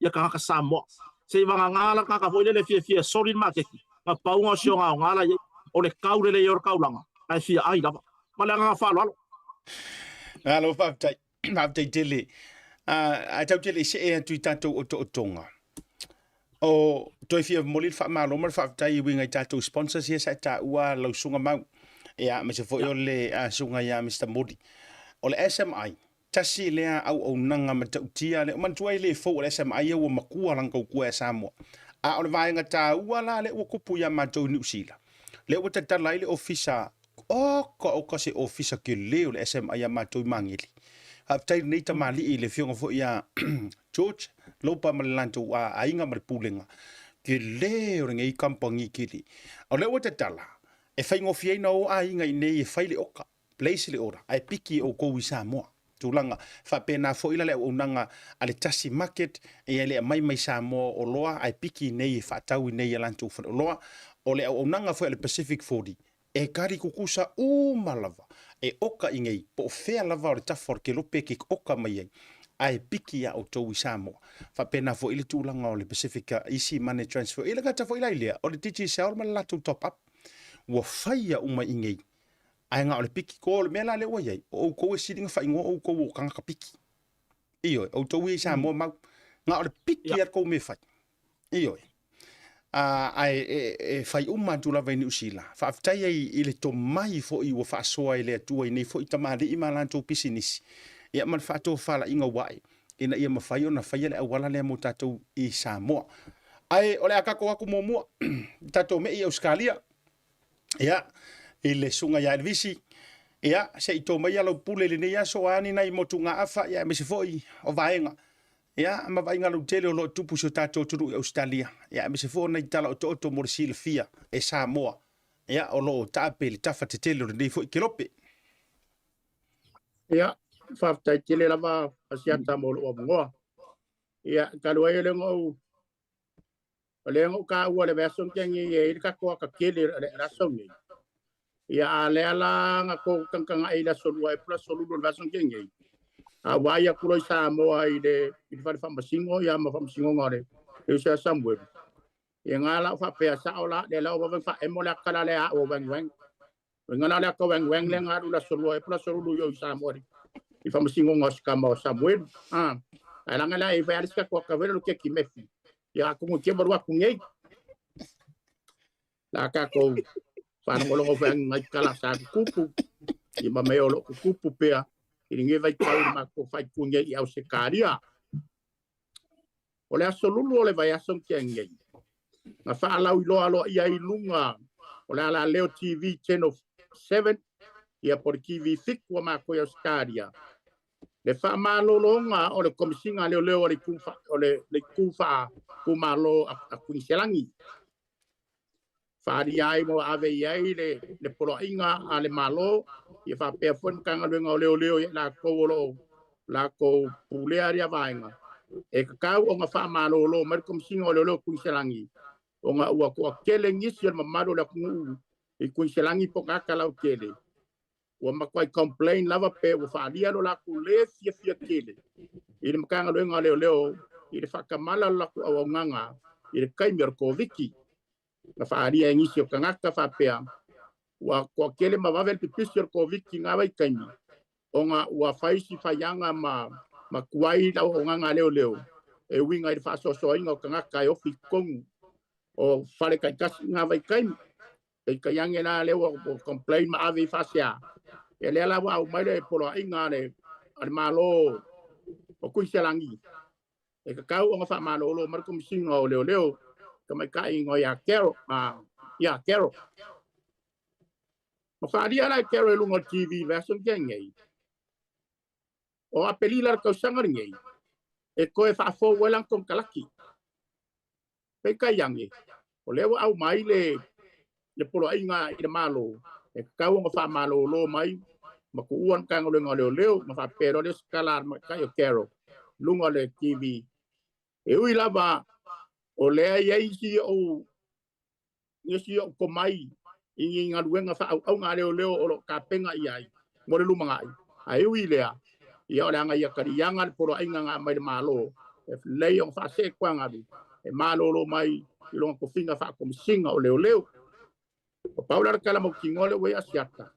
O leo mau ki ngofa malo lo mar komisinga o leo. Ai lo e kere sa o mana manga mea whapea. O le mea ngā komisinga lea vese pola enga lue pe konga kanga ngā leo. O le mea vese lo komisinga malo lo ia. E le maoki e sa o susu enga mea ngā. Nga pau le mea leo o mau ki ngoa. Ia. Wa malo lo SMI le kamikai o kero mai long kofinga whakomisinga o leo. Kako me mai New South Wales. Kala la ngera fa ya ko New South Wales. E mua e alofa mai whangongoa. Ai e koe muri e koe aka. O le aso kofi e vai aso ngengei. Nga whailoa mai e lunga o kako penga ka whailangi a Ausikaria. Nga mawai se ka ngaka. Woki ko kongo le pin lava. Pin ke kele fo yasi akale al malole. I o kanga lau kele. Ave ai la ko lava o mea fale e pia mangao. E ofa mor kampangi wala ka o Salvation Army. Le kufa fuai me ngai ai nga foye.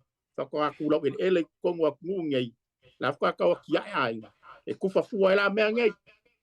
Ai mau Amerika la ngala kule ula lerva vea por karuku. Ai nga whero i solor kaka nge pose homeless. Kaka foye bole ngi fale ngofon. Ala kulo punga mbolu ko kongo le pin. Wa vera le mbolu kongo le rile kongo le pin masaluku le pin. Ai mo pa ui for ka pungi o amele pin. Ia ka pungi o amele. Ok masalo po se mele vamos se fu kilo mamafa. Ka pungi for le fai ko o amele pin. Ia ma we lo ka ngaka ngi kukong. E ina le kamang sabadi ka o le pe kusa le ongu. E le fai lang sabat. Ai vai ka kongo le pin. O la mai vai fafu. Iu. E vai ko la mai vai fafu ka. Kamu e kula lai da ka ngir ko inga ngai. Ma kilo. Kam farar to inga na bange lungar kapungi. Ai ma kingar ko inga wole mingoi. Wo fiwe lule. Woki. Ioi. Ole mea nai fa ira ukala. Olongo inga ngadu ko kongo e moru kongo le pindia. E kau su e inga ofi.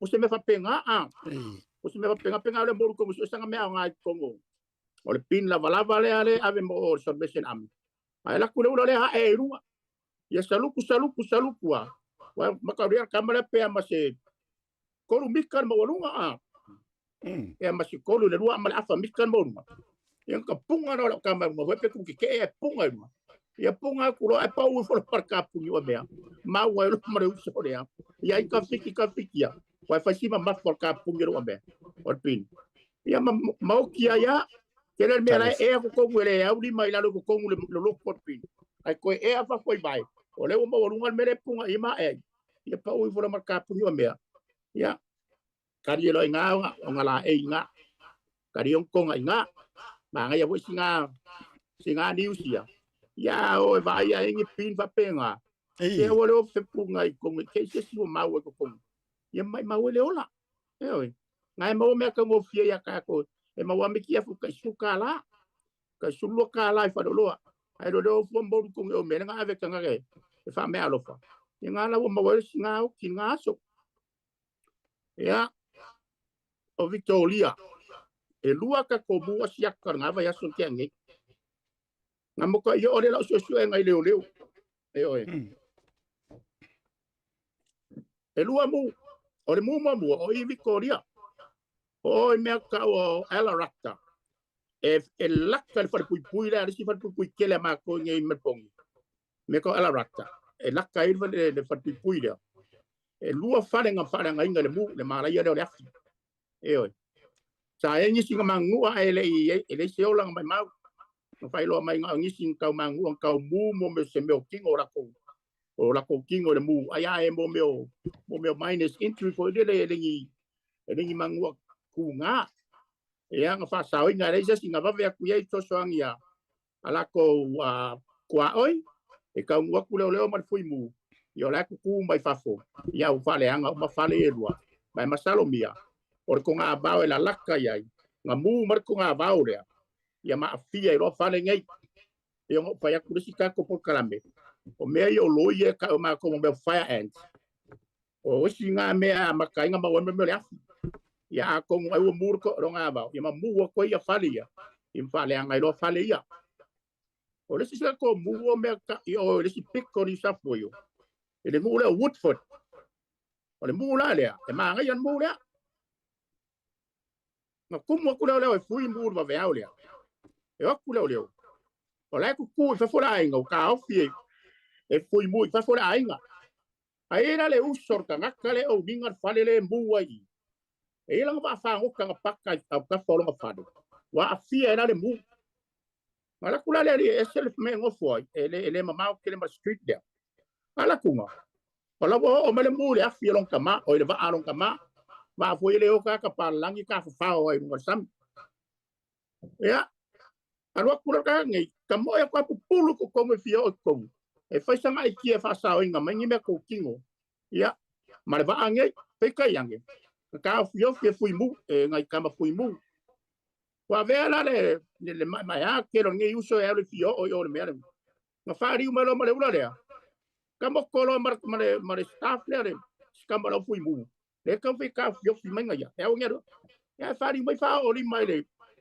ila fa ngal fui mu na la mo la ko fali la fa ka mo e maleva ai lo kai ngai leo ya ko ngula e se insure fale ma insure ba e ko fa fo mo ia me yo fale ngai ba ya ele se insure sur pura fo ele se insure sur pura fo lo ngovinga la mo fale mo ba ai lo kai ngai leo o ngo fa o lima i ka ngaka fa ngal wengar malo le kama fui mo ese foi ni ko nga mea e o ku foi nga tanga ka so strong yer malo e la be ai fa ka ngula ko o nganga ai o ku foi fie misai yoi ka mo wera ka mara na mi o ka ku sa mo ka ule ko aris kai mi pe ala ko ku mas fa wala if you are le fa ku ye sorry you can't go there but yeah di mai ka ko ya ese ko nga me ma fa yo me la nga mo yo le lo kai lo le ya perkara fia nga markara ingo nga ni yo daru poya ya inga nga ale au fa inga nga malo Ia ka kose e mai I kempra. Wa luange ka sanga. Kalu o ngā nara kau ngā mea official. Ia kula fongo ar skekele o kempra. Ila la au whasainga leo le maruanga.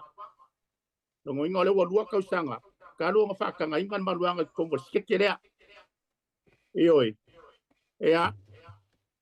Ar kau sanga la ngei. O leo ko ese suinga la kiki. Wa ese foi ai inga ki sau mua. E winga le la au ngei. E kai lau ko sui mai le. Ai inga la lea. Ma paula ai inga le sau ai I. E ngā le lua la au e mwhainga kua pēr whai ki ova skuru baru kau sanga. Anga ilunga. Ngā le lua la au e mwhainga koe lau pēr ki āt. O le si ai inga. E kakau a su baru. E whaasā le whaakau. E whaasā ng whaakau. E mawolo e whaakau e lau na vera kula whongo. O le si ai inga. E sanga e alo kufa kuisikanga kolu a inga. Le ngā whai kongu I kempra. A le asau la au ia. Le isa oe maluanga ulanga. Ia e 5 kalama le whakanga ngā maua e leo. Kongo lau whare o mea woma ka penga ke ula. Whakanga ngā 5 kalama sale o wak. Ia kolu e sanga e kau mawhai. E ke sola mai kempra maa fi mai lau ka avani. E ke sau e mai mai au ainga ma o matponge po. O si ke o skaria.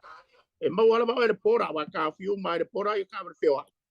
Ya ma wala na o le sa kom fai ka ve mai le maruanga mai o kempra nga ngei ya ka ai foi o fala e oi o le mela le fa ko I siaka e se for mario le me ya wa aka ko mo fa ko kilo o kempra le e fa fongo o se karia au kempra foi e le se ke le e ia mar ponge masingi punselangi ar skekele ele kele ale la wa ku ma fa fong ale o kala ya la ko la fa sai ngale manuang pa pe o ya afa ya la o ya e ke si la fie o e ke fie ile la fa sai le ma ko sifi le ya o I kempra ngo foi e oi alu le kempra ngo foi ya ma ka ula nya me o e wa kam foi e au mai fa ko ia wa e mori ai o leo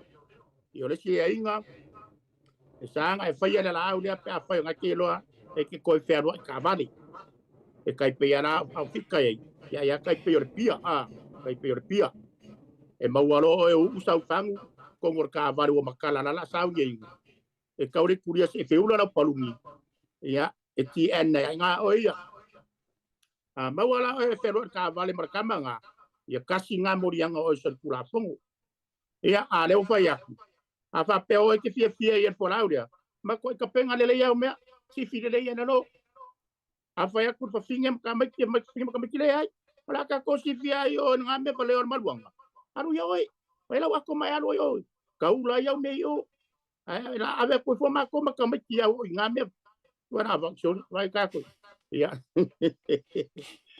e ke ora me wa ka o ma ko nga sia o nga ngo foi vai me ngo ya si o ma wa ka si ra mo spikula lo vai ya sola ka ngaka si yakka mar fa fonga angar ka ku o le ma kwa fia la wala o nge ula ar kambanga or ka ya o so yang me pi ma nga ye fa ngo fa au ora si ka ya e la ko kwa o inga e fa la so fangua sa ngo na so fangua ai ila lo ngiu e mana mana ka ya po so ku si o ula lang malua Ibu sio marang ako pego fanga ngamo.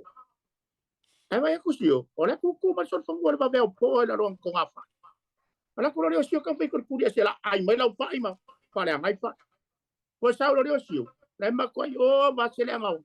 Se le ngau o sio le maruanga ngaka ya. Ko sa lo ala ma lo mar ku inga lo nga next store po lang kwa.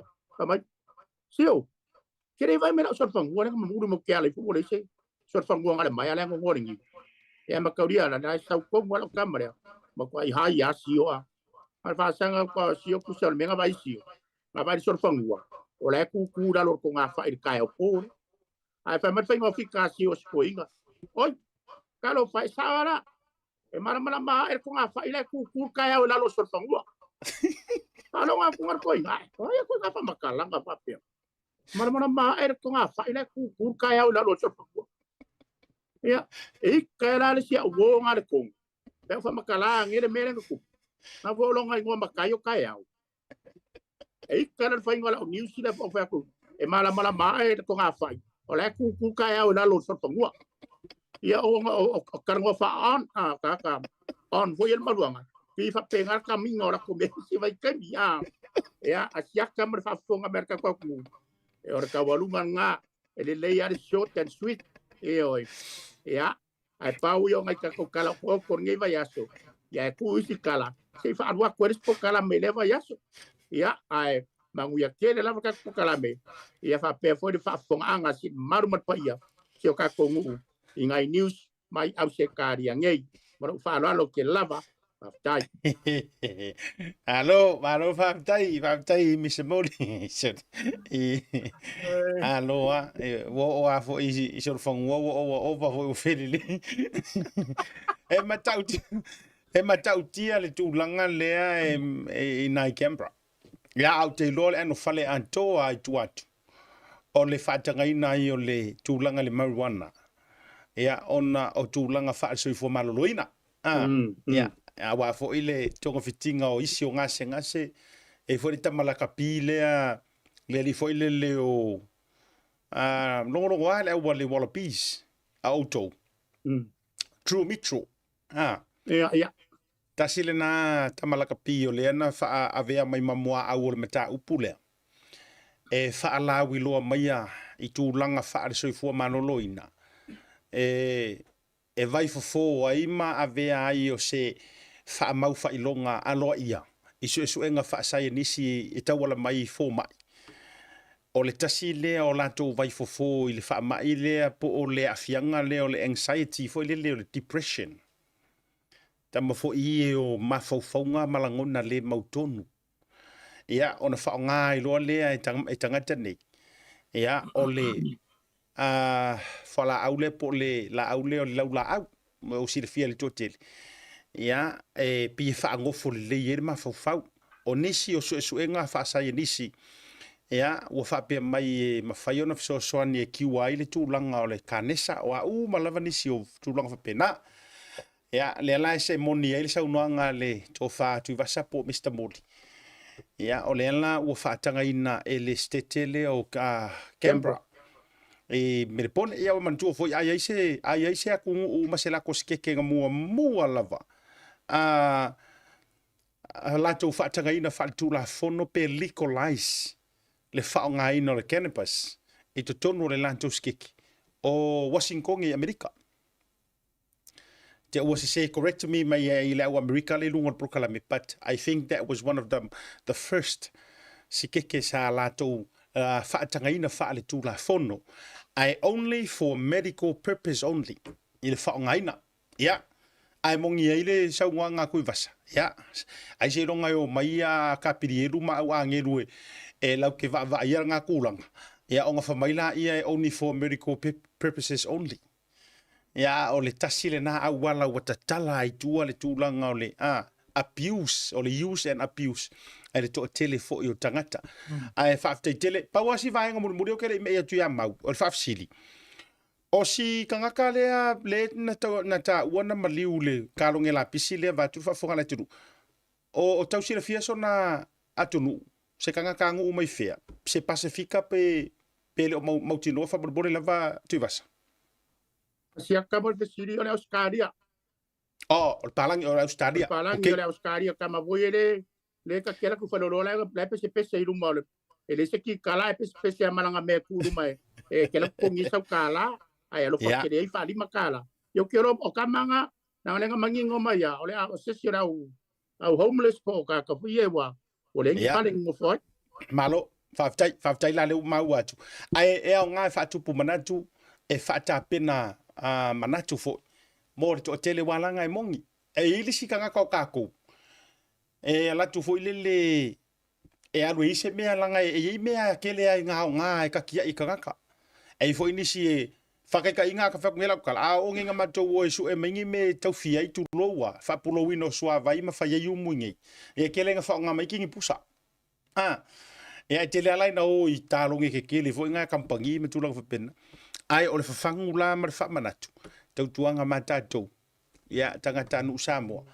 le anga o le moe noa ma le lau fale ai nai tatou te le loa le taimi e tupu ai ia faafetaitele kako mea kui Samoa ia lau suka mau te lagona o le tele fo o le toʻatele ba nga ia ba nga le tasa no ia tui basa I nga I campra I le melo le marijuana esa musa muria il sa no nga tui basa fapea a fapea o yesi se o manga ai fa o nga kulanga le marijuana po le laula au marijuana yo nga rula I campra yo ai ko fongo fa pi ya ko se manatu mai la lor falio nga or ka ka ye le manga o ngape ye le ngase o lo manga o bia ile fala au le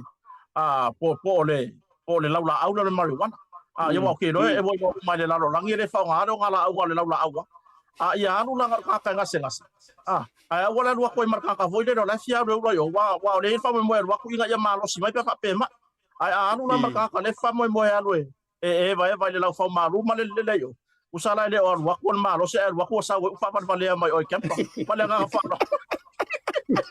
Moi la. usai tu sa e fia malos ai aru nei o ko nga mai nga ai e fia mai e fo nga ro fo ide yo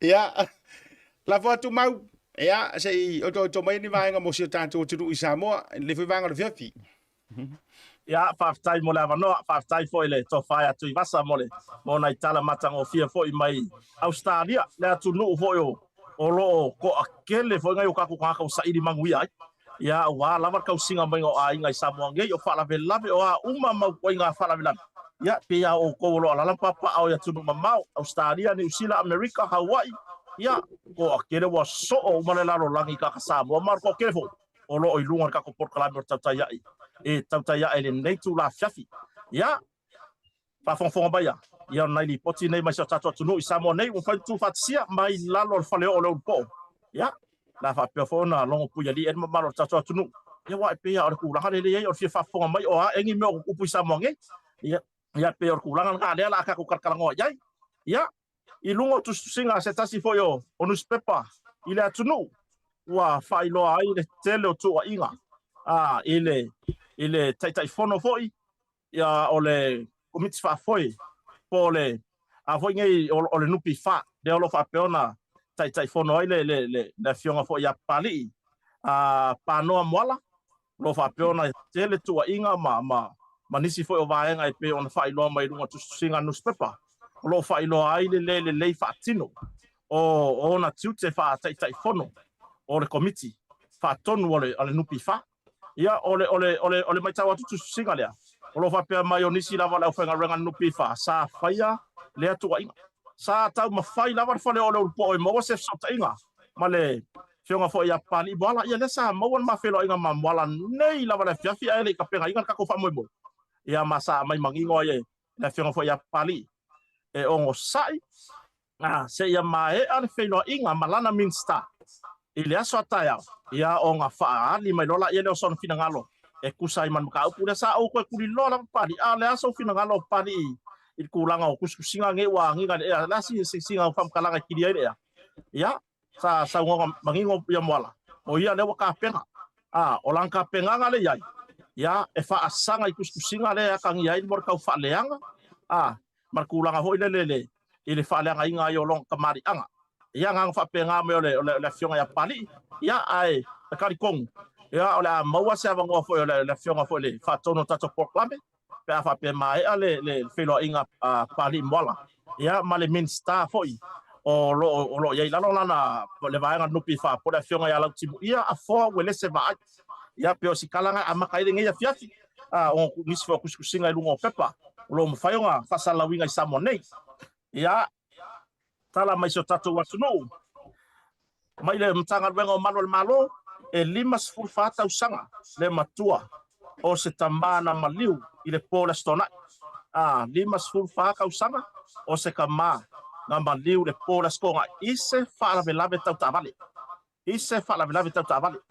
le ala o tafia malo ile vaenga o tabalafi ia se taurale foi fast food tausanga o ia le sa fa foi na le tavale le sa mani waia ia si tamale lima sefulu fata usang ia lo fanga solo isu ngan tanga luenga a ko o umangi va nga sa fia la malo si la mfento fa ilo mestem luma ia male aso fo la tu la ia tama luma fam snonga italio na mo yang por tawle ale fasu ta usang ayo ia buka ko ngel mele ile a fianga o si tamale o maliuma mas tawle ale o mo dia malo ia orang e fa fe kai ngai kanga ka orang ia wa kupul fa velave tu lo la fo ile ma bak fa mai senga ya inga lot fa va ona fa velave o tup ma umai ma wor soi fosta mada ala winga la kala orang e wa ka fiale ya si ka ale fasu ka usanga fa velave ni ya orang ya ka ke media ma hit and run le ma wa ma ya fa velave nga ma di wese se atari ya onga fo i pole alo fo ya tu au le lo ka pisa ila var ngi kai ya ma lo ka usa ili lava la mi pong yo le si lava tala mal matanga luenga manual malo le wa famani no mai ele matanga luenga lua se fulu ono tau sanga o se tau le na pule soi fua mal mo tere sala fai na fio anga o pai ai sava yo o le po la stona ya mlama sai de se fulu tasi po no su kasino le po la skonga sa fa nga inga se la o malo se ko ai ngor fulu lua ya fa pedi poki o le la o malo se ile se inga fartula fo ya o lo ya ile afianga o ava malos ai se inga ava malosia ale o maliu ile alus ko tau sanga manisi lava ona tau songa mon tau ai ya le ma fu ai po ang fe se inga upu mamanatu i la ko foi kala nganga dunga lava le pia ya le o mo foi sa fa ke ia ai ngwa ile ia wale ia aka ko ma fa le la o malosi lo skulua seta ya ele o se kama i me foi le pe foi le nga fa nga e ka ser par kamale e la longo uma ka se la o se la mika ai ngwa ya le sa fa ke ya ke wo wala ngak mai ai ngwa oi mo ai nga ya bo fa la vele sa bo pule lava tau le apole tal bo le ruso tau sa ilon soi fu ya o mai le o fa nga solo Jesus nga tanga lo leo ya wa me fa pe ya e mo bia na nga o ye so nga mai foi se fa nga mai le pulo maliu le karana pe ma fa nga ave pulo maliu pe fa wa so nga malo fa sta tong fa to ya le sika ko kala se fa la ka vale le ku la imela fo ingele ile aulia na fila sa monei la fio anga puipa se matu tu malo falata ole fa la ka vale le ole sunga le malo fa pio se malo sa tawa be ina ta vale le alan pai ya sa fa pe anga waku mauru la lo pikia ya ko ngabu ko kan i foi inga yaka ngan ya ore kulanga ifam kalanga ale malo sa fa peonga o fa ilor kai min kula ifam la ai sa ise be sa u kango idalo ya sa ka ya fa pa u ke fongi lalo pe pa ulanga wale lalo le se kupe ya le sa u kango ya le malo foi le yai e mai lunga le ako ya u lava le se kupe ya ai le la fa ke ya kilo ko ya ku lunga ai kupulo mar fa bla ore ka vale le piki apu mar ka vale ale malo masiona ko posona tu ape ya sa malanga mai ile tu isisifo ya ngai mo le tu sa ya ngai ya pia o le piki apu i famtalanga ila to malanga me piki apu sa alu le piki apu le piki mai ngisio la ku ainga sa malanga me va mai sala fai sa malanga mai la le e yesi kala ngoanga la ku ainga se fala lave ai pe kai o le fa fo se ia nga sua luar ka pai pai le ia makula i me fa lave sa fa ko pe aku la ua ia sa me ka pai le malo le ma sita male il fa le ya mo konfikinga fo ya tanga luenga so fo maloloina ya o kulanga ka vale la uya va ya wa le ka ki lu mai le ya ma ko lo pa ya mo makua i le ko ya ngar ka vale la wa ya alfa kalanga ngale ale sa ta o venga ta vale por sunga le dilo leo ya sa ile me sa kango ila le fa ilo apore ale me sa kango ila lo fo lo ka van ai ai fo lu ya wa kupulo mar fa bla ya e va ko fa kuanga ngai kai mi le ke leo o ka vale wo isi ko ngu Samoa ngi le pisi le wo ile wala ya sir ko yo ai mai se lava ya ka vai ko ka pai le yo mo ka vale o ngale ai yo ngai fa nga wa o ya afai por ka pauder ka vale sunga le dilo le mo ai ya le wo fa le ko ngule me o nga lo va pion feo ai ele nga tai nai fa na wa o nga ya a o nga wenga fo ya mari ke lo le o nga ngi me ka vale yo ya pio skula nga se fa mangi ko mai pe fa mo rianga o le sunga le dilo leo o fa bla sa kulai mai i winga fa ta mala o ma fuai le fa bla ya ka ko fo i mai ngai ko finga fo ya malo pe o ya le wo ko fia le tamaita ia he seti sione ba ai e koe avea ma whaatonu sili por CEO o le whala tonga o insua Samoa oi lea mo modi foi le ngang whaatai i lea foi tamari o le tuno se foi tamaita i lea koe whaawau longa kiuke avea i ma whaatonu sili o le foi au nanga al malo po le vaenga le insua ia le foi koe kofia le fionga ia le matua ngisa for 30% e avea ma pule fatonu le regulator sio ka ko isa monge mo lesi ko ka usanga ka ko usanga ko kala ke o kofinga ia malo ia mo dia le nga fatai le wo ko fia fo isia tina e kula mai fa wau le long kofinga o le pule fatonu e pe yo ngai ai iso ta tonu isa monge oi ia or kulanga le si kulanga le fo ngai mai lava fo i nei Samoa mai famasnonga le wo ko kolopo le maka upu fo ile asiata ile sainga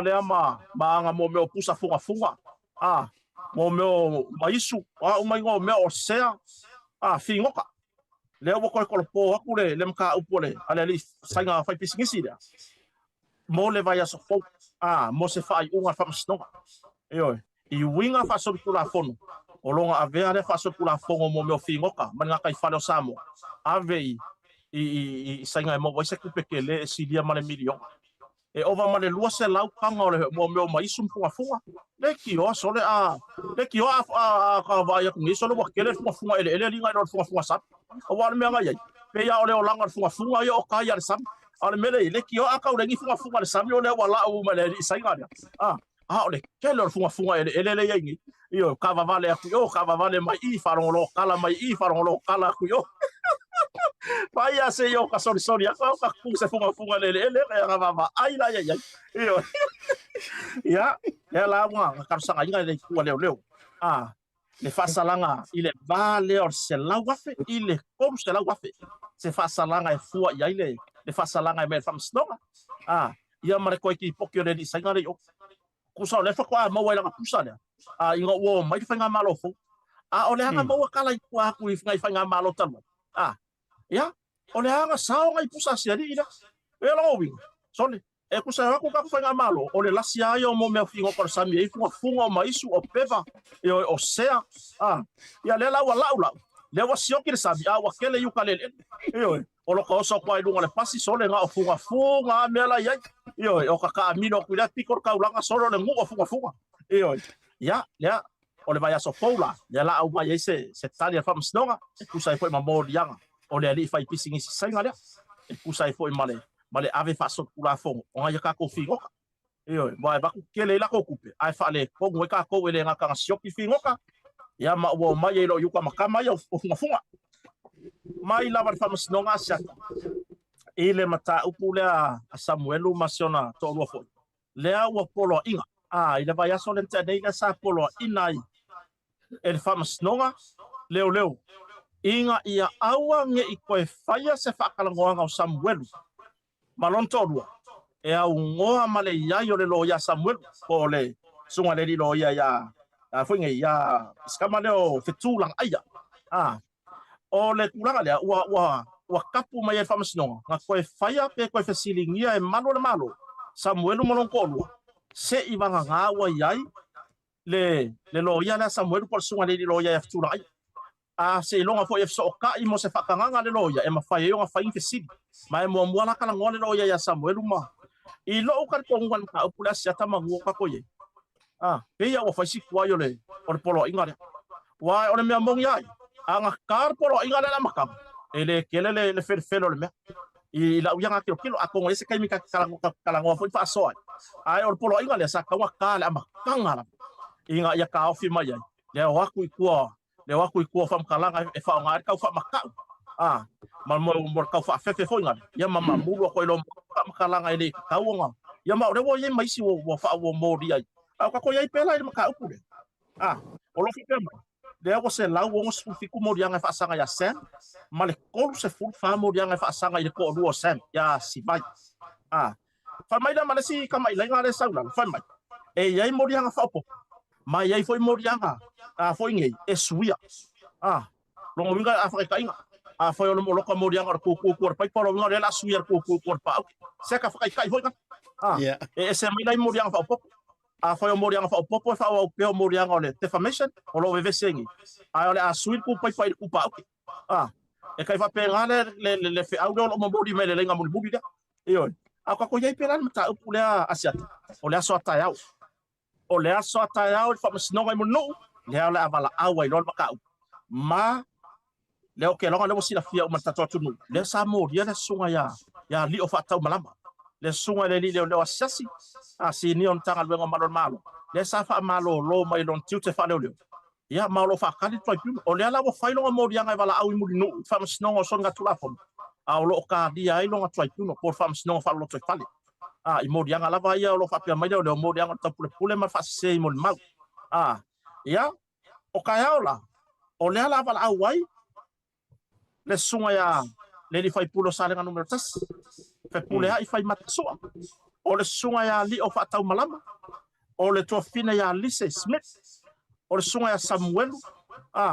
o Sam malonto lua e ko a lima ila ko le o le avala au o la ko moriam ile aso ta o fam snonga fai tu malo yo ka ko lo le e lo vala awasia ka ko a mi o le fam snonga mo o morianga ya mo morianga mama o le vala au la fam snonga fai tu malo yo ya e a ve ile ngai kai mi mango mo sa mo set e ka sanga ngai fo le mamalo le tunu o ila to uma o e fia lango ile nei fa mo ele o fa sa ka ko fam singonga ka ko pia e mo no ele o fa sa ka ko fam singonga nga wange o ka ko ko mo fa ani ka ko lango mo singo mi kia fo mele na wa ku yelo mi kia fo la set o le wa maka ko ngira lango se ya o akaya longo binga ngas kama nga power kai mila pa o sai o fumo mo o kai me o le vai se tu lo la fia nga foi ma le vai ko tu le la maka ngi ya mo so va no ile va pela fa ka ko mai la ya ku wa ni so me ka o lo mo fa ku langa mo la so ta ya mo sa va ngo ya ile ka fia fam sino ka ko wa yo ile ka fia fa ka ko le pe fa sa ka ko le ka ko ku kai yo ka ko lango fa ni ka ko lango ile la e so la e mo e fa ilo ta to lango ile sa ilinga le mi ton ile sa ilinga la wala mi ton o le monia seta e ya isa wo na vala au mai na meli mai New Zealand o le me mo ya o le mele ye mo lo e mo au ki mai fam ka langa ai le nga yo tanga lo ngolo e ya isa wo le o manga e fa ilo long swa na vala au mai New Zealand sa fe lo ile ka wo fo le swa fo le li fai pule pole ya po le fai pule fo le lai tu le tuangai ma fa pe mai o la au le la sol mo o la au le la so le mo ya nga o fa penga kwa set wa le me mo ya o le o fam kalanga ye am le fam kalanga se o le wa nginga mai rongo wi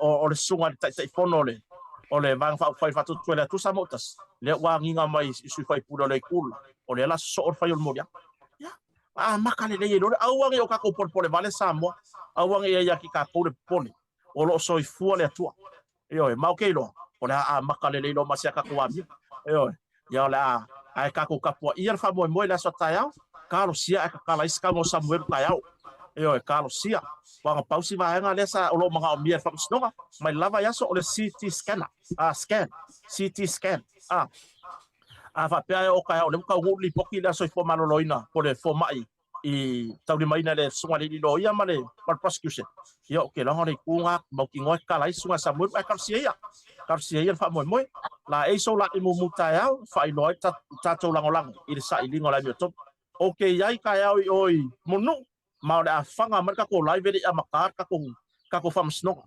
yo ya ka ko fa se ngi so kala mai so ka ko ku la vai sa mo ngai yo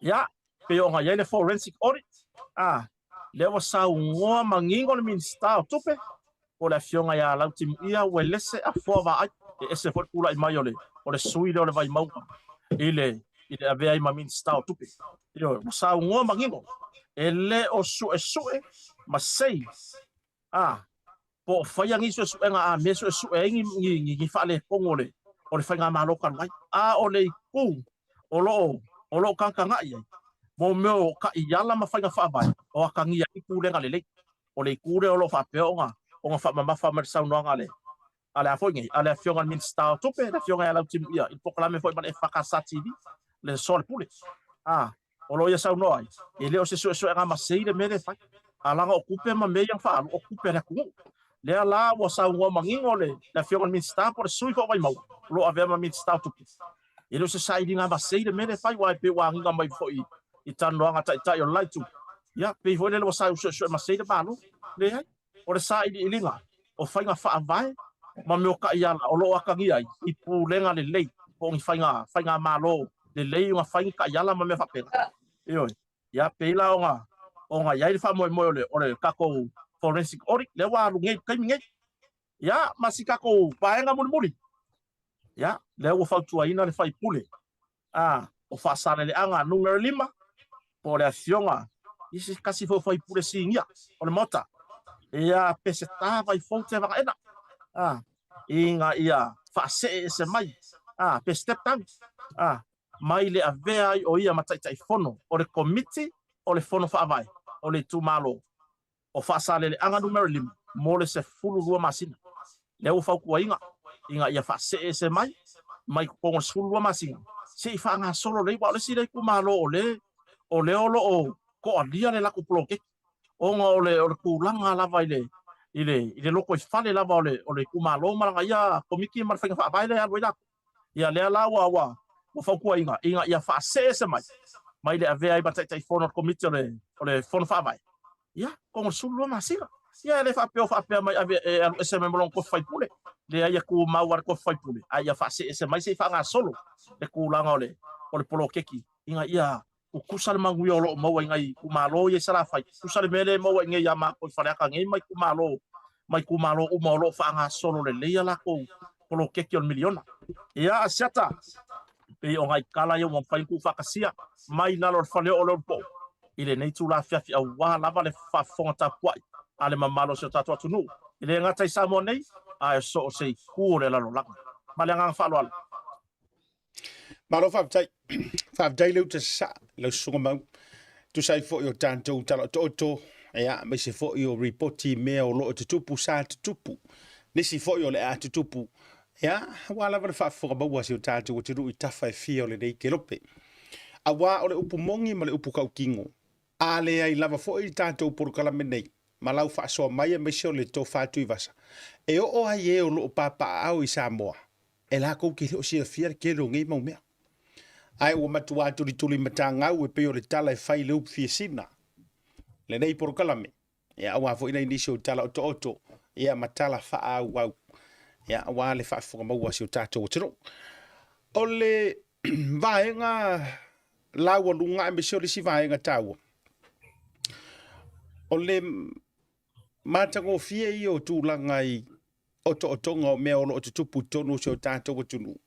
Ai me se o le vaa atu e mea o tupu ia pe whawhiwhia fo o ngā whakaukaia se o kākou kongu. O le tūlanga o watu e maua leo se tala mai Samoa tūlou se pule se ola po le pule le soifua. Ia, le tala si tala o lea. Ia, wha mai se fo i le pa i o ainga. Ia, ona o le whaalave ua tūlai mai. Ke lo fo i o lo mai moa nisi rungo le nei por kalame e la tau te silfia pe tau ainga fo. Ia, wha mai se le nganga o le tua. O le vaenga fo i le mariwa i o le whaalave le kupu mai pui paa. O le taimi ana tupu o le whaalave lea. Ngā fiso kai mai a se si ana nafia o na fiso tai mai. Le mawhai ona o tali nantu o no le tūlanga isi nei tuatuangia sa whianga ila soa nafi. Ai ko sila mai le kalea o sa ngorsunga ya mau. O le foringa va ia o le fiko inga ka vale ya ngafi. O se moli mau mai ya ila tou nei tafata faala mala tou va ia. Ka kia ia po le ale mea ngau kango ia ile sunga ile leo. Po se akokupe po le a se vaenga sa tautano ia. Ai a sila mai sa moa ile mkua mangumile mangumiru mo le fiola na ta vale. E atangia mai. Makua sawa. Ole makua sawa lava. Mara tua mai foi. Ole piki apu lai piko i luma, olai ku. Olai ku piki apu lai piko i luma, olai whaatali se inga solo isi ka avale, fōringa mai olai giveaway. e se vaenga po se afenga po se tūlanga whapena. E iai vaenga i le whapeka ki wheko ora mana tūlau tele. Ma masalonga lava wālanga tarosia au whaingi su enga iai mata upule. Ia e paure ko inga vaenga i telefo ina sa tia ai ma meo o whainga malanga i rungo leana. O mea ngai o whai o telefongi. Tasi a lea fili o ke roi maramlama lea lau sunga maua o la vita vale vatu i o ngafa mo mata whaioi. Tasi lea si vaenga lea matua whai ma fili o ave ka avale. O yo whaalave lave kukupu. O mea ngai o le alu o le mawhau whau le telefongi ma whai le telefongi po maka se aka. Ia wa o ngi o poa o whaatu wa telefoni luma matulanga whapena.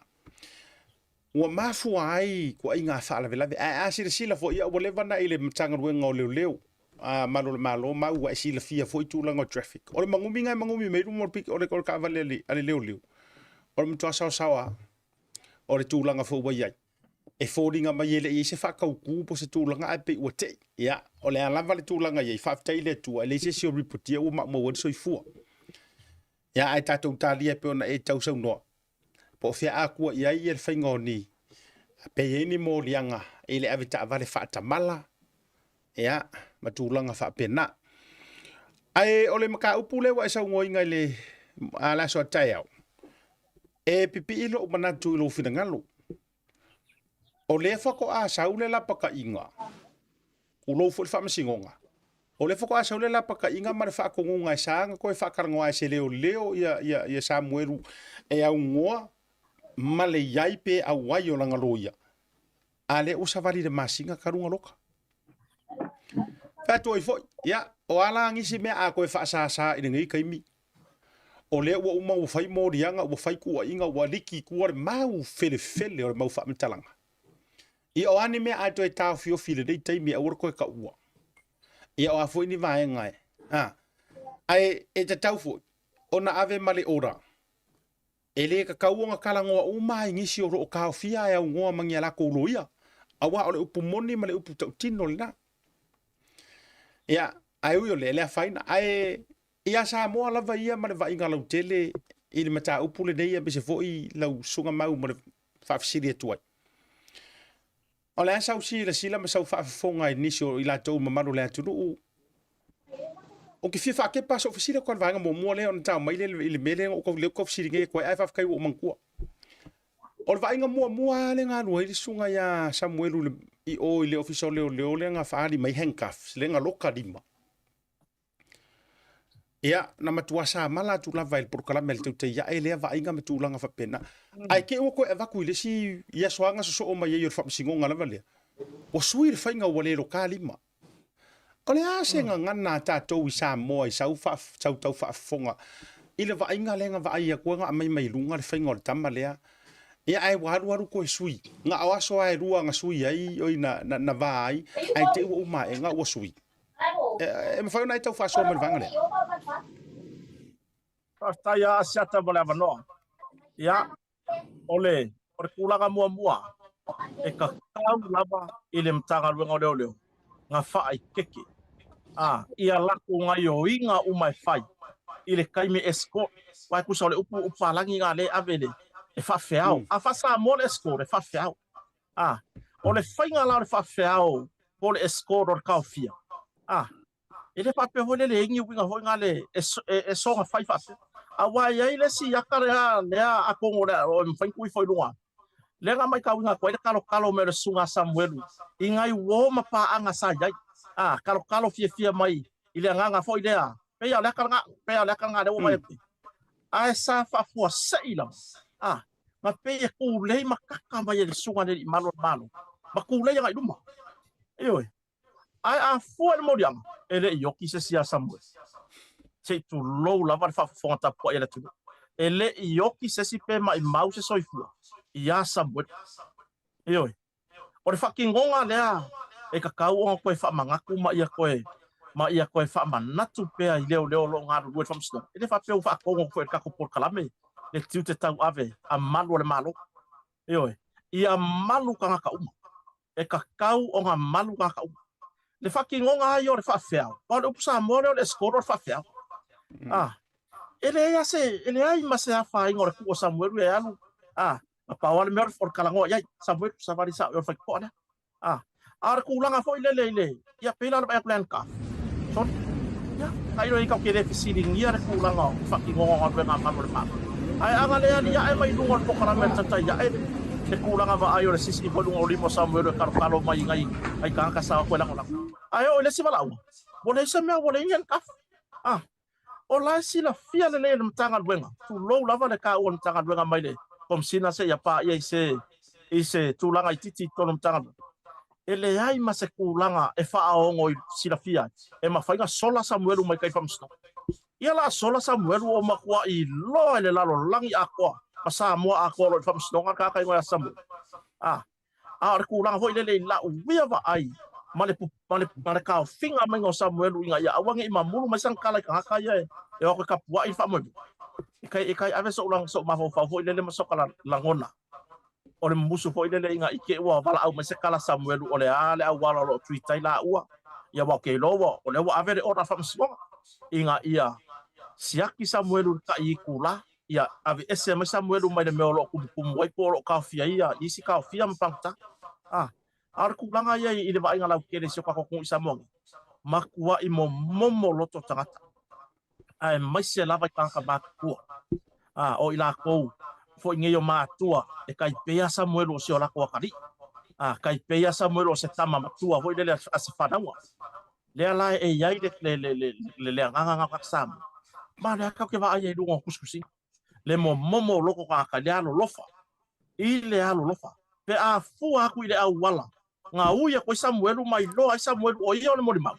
ale mo muriam wa ma ko sai kia la ba pe or ka sot pula fong ile ko nga sot pula fong ho ile wa mai ma war so mala ka fa lo la set alo fa after tele yo ole tu langa le na ai se va ngala ta to te fi ai fa fita yo le ana fa ma ite tu le fa so ile tu langa le ia ai o tupu mai ai maswinga ina o vai atu to ave le sunga Samuel u ile famsinonga ia o swila o le koen fa mawang fili lima ia matulanga fa pena tau fa tau mai le atu uananga ile sila le lalolangi a koa maua mai tangata ia e ongo sa kia mai ai ma fisilingi ai ma malu ngai le tūlanga o le tūa Samoa I mata o mālo le taupulenga ma mālo so fatasi.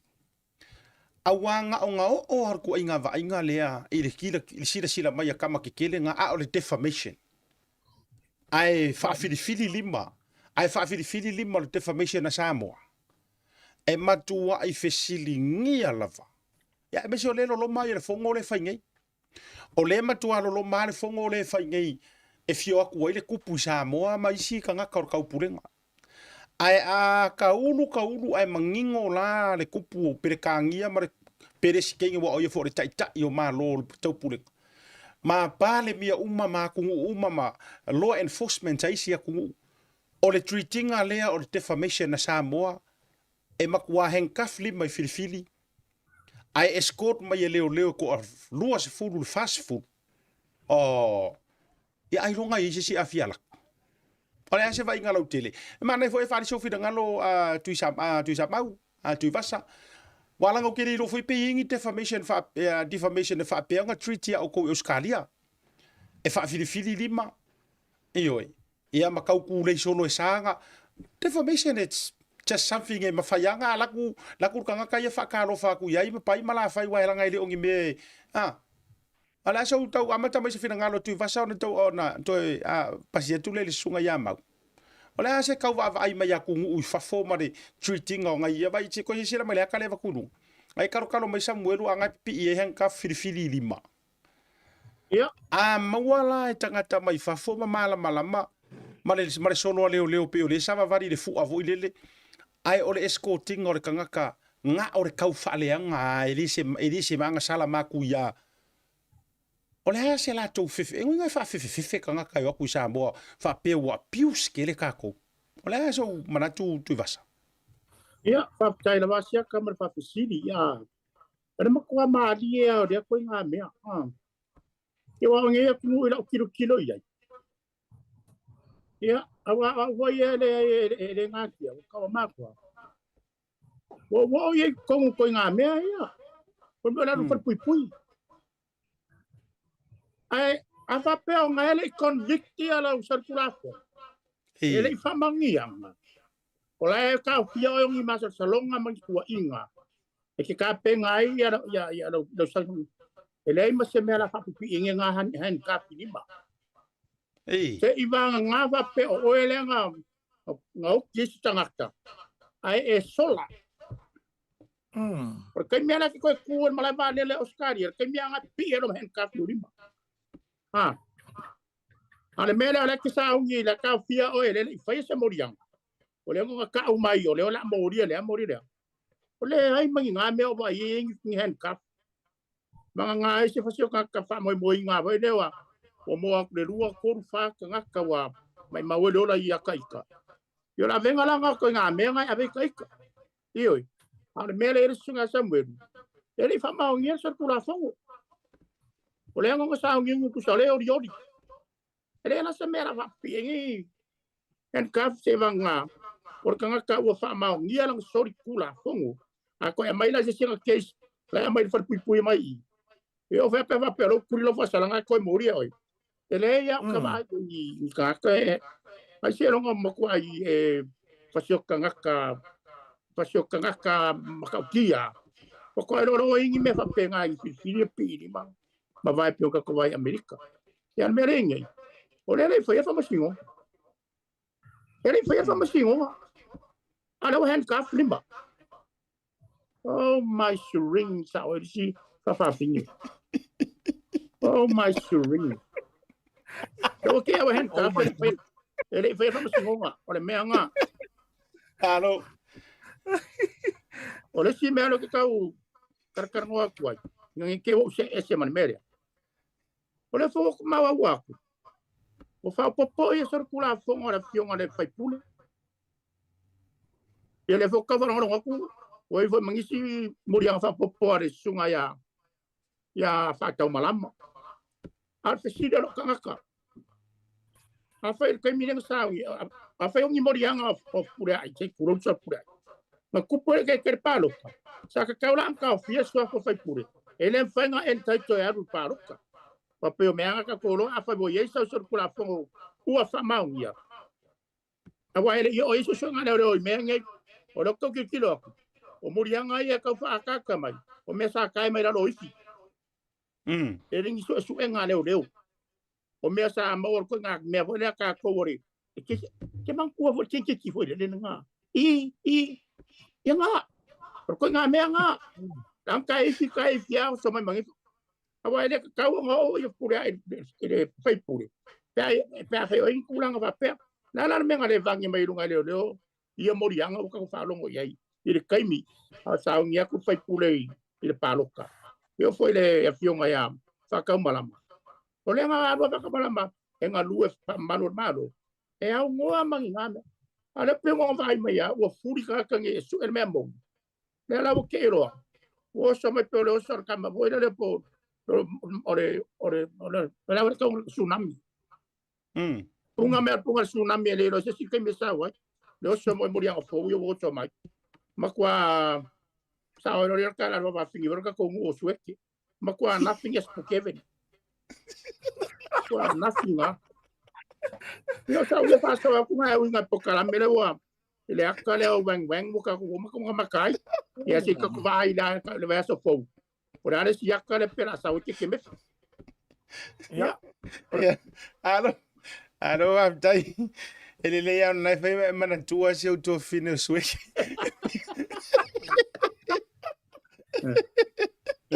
Ai mau ole asau so fina ngalo vai ngalo te langa e vai e mo le loto e ise fale tua os fa fenga sama fa so ala le fai lo na swafa ai na ma fa so o se fe au fo ole matua o fa fenga e kale si e fa kasa la le ta u fo e na fa pena tu e le ta u la swafa na ma fa so le mo fale tua mai a fe ai le malingi ona loi mata.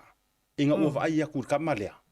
lai mau mai fili lima fa mai o inga le mafai ai longa ka fionga la ngonga wona manatu ifo e le manofo la tau o fai ngā ruenga le atua nga reach out to mai mavili mai e tau fa leo mai pate well respected o tangata o fai fiau fo i nei mar fare tua anga o fa leo tua i lo umel la lang ai na fa leo lo na fina ngalo fa mai makua i ka e lo faku malingi o lo mata asiata ina wo vai ku ngai ka mai ki ku lo wala na fa tusa na o le defamations lai a mai langa ave a o se mori mau nga sa we fai mai winga hit and run ai wa loka mai lima i fidi pe se ka ngaka wo fia ngaka wo mali wa elana na le helen fatura utala fa makala ai lo nge ka ele lalolangi a koa mamalo ka yo malo le to pulenga me Commonwealth ai mai se fo yo le o malo so fa tasi wa o kako umale lalo fa malu umanga le treatments le treat ai ku ai nga defamation sa Samoa ai mai se ar kamalea onga because wa saule kamalea mention mai ilanga mori mau ai sa ai ka u se ngos fai puli wai pe yo le mea nga le a fu ai na ti nga i le melia awa anga sa ungeia Samuel we ka umai o se fai pisingisi fo ile le ka waki ai le tangata le nga le onga le lenkusa por kavali anga sa ungeia Samuel we ka umai o se fa sala lau anga sa ungeia le mo mo Samuel we ka umai o lau taxi kuno wa o lau taxi maunga a fa ta inga ke lo wale vanga makua mo le vanga ukai ioi I fai nga fai ai leo e kula fongo Mari.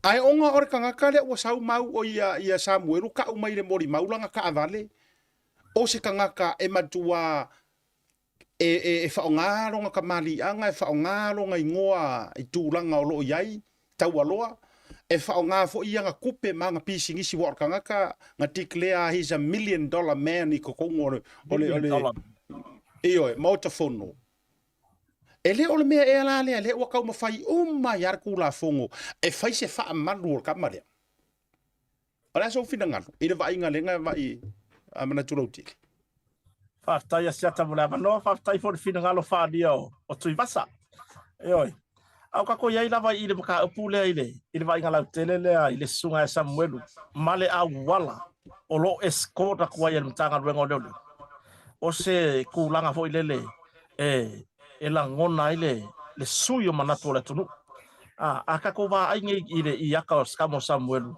le reaction aka e react fo ile le fa ngo e fa ngo ma fa le malingi lo mak onga le va ya ko Samuel e le se kanga ka se tu lo la va fo ile le ka ko kala ngo skamo Samuel e le se kanga ka ke va ya ko se lau los fu pasenge lo malo sia ko ar ko langa le pe onga ka I le fili polen ka por hand behind ni rungo ngari e pila ngale ave se la ngona fo ida onga e pe ona mali ela usau no anga siata pe nga foi se fona fa pe tu vasa ai onga fa pe onga le afianga o ingoa o malo male kom sina ale nga tai leo o se sui el parliament le nga mention Samuel mo fa pe mai o kanga ka ya le fa le nga Samuel o la ko kamari anga po fa le nga Samuel le ye ma fu el mo di anga le defamation asi ka ko amaya I lunga le se tamai tai foi le Samuel defamation ku lo la foi ko ka o sia foi ya lo le tunu sa fa pe fo na afirma mo le defamation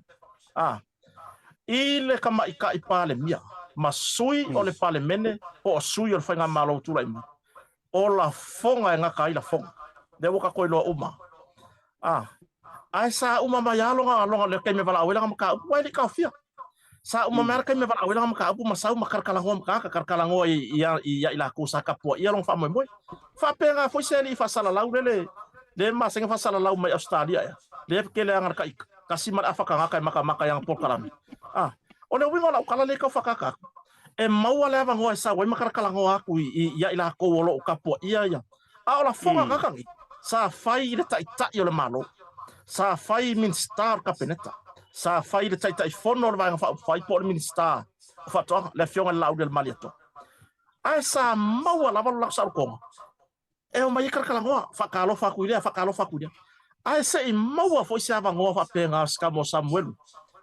E uma mai kongol pok fa masingo sau fa kalo fa mai. Fa kalo fa mai ku akuero kalima. Sau fa kalo fa ngi inga yonga ainga ma wolo aku langon langon fa mai. Ele I maua Samuel la aku vala aku kaya. Ele I mafai nga maua Samuel la ngolia. Kalu mai lava nga vala au maka upulia. Ole kangia mai fo ile. E pe ngo fa yaku. Ole nga sa ngo mangingo le lo ya. Por el private prosecutor ale mtanga longa lolo.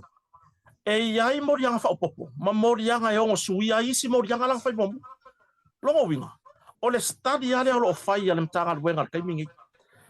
Ole study lava inga ia fanga le morianga. La ka fia. Ele o yesa me ko fa ale mai lunga o penka fa ilangi po lunga ya. Le o ko yai se leo Samuel o ko fa sau lunga ya. Longa winga ole study ale fa kalanga le kasi. Ile whakalangoanga le mo siata.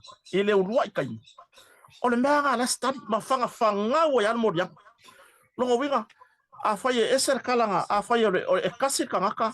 A whati inga. Le la se kala whakai. A whai o se maro le malo.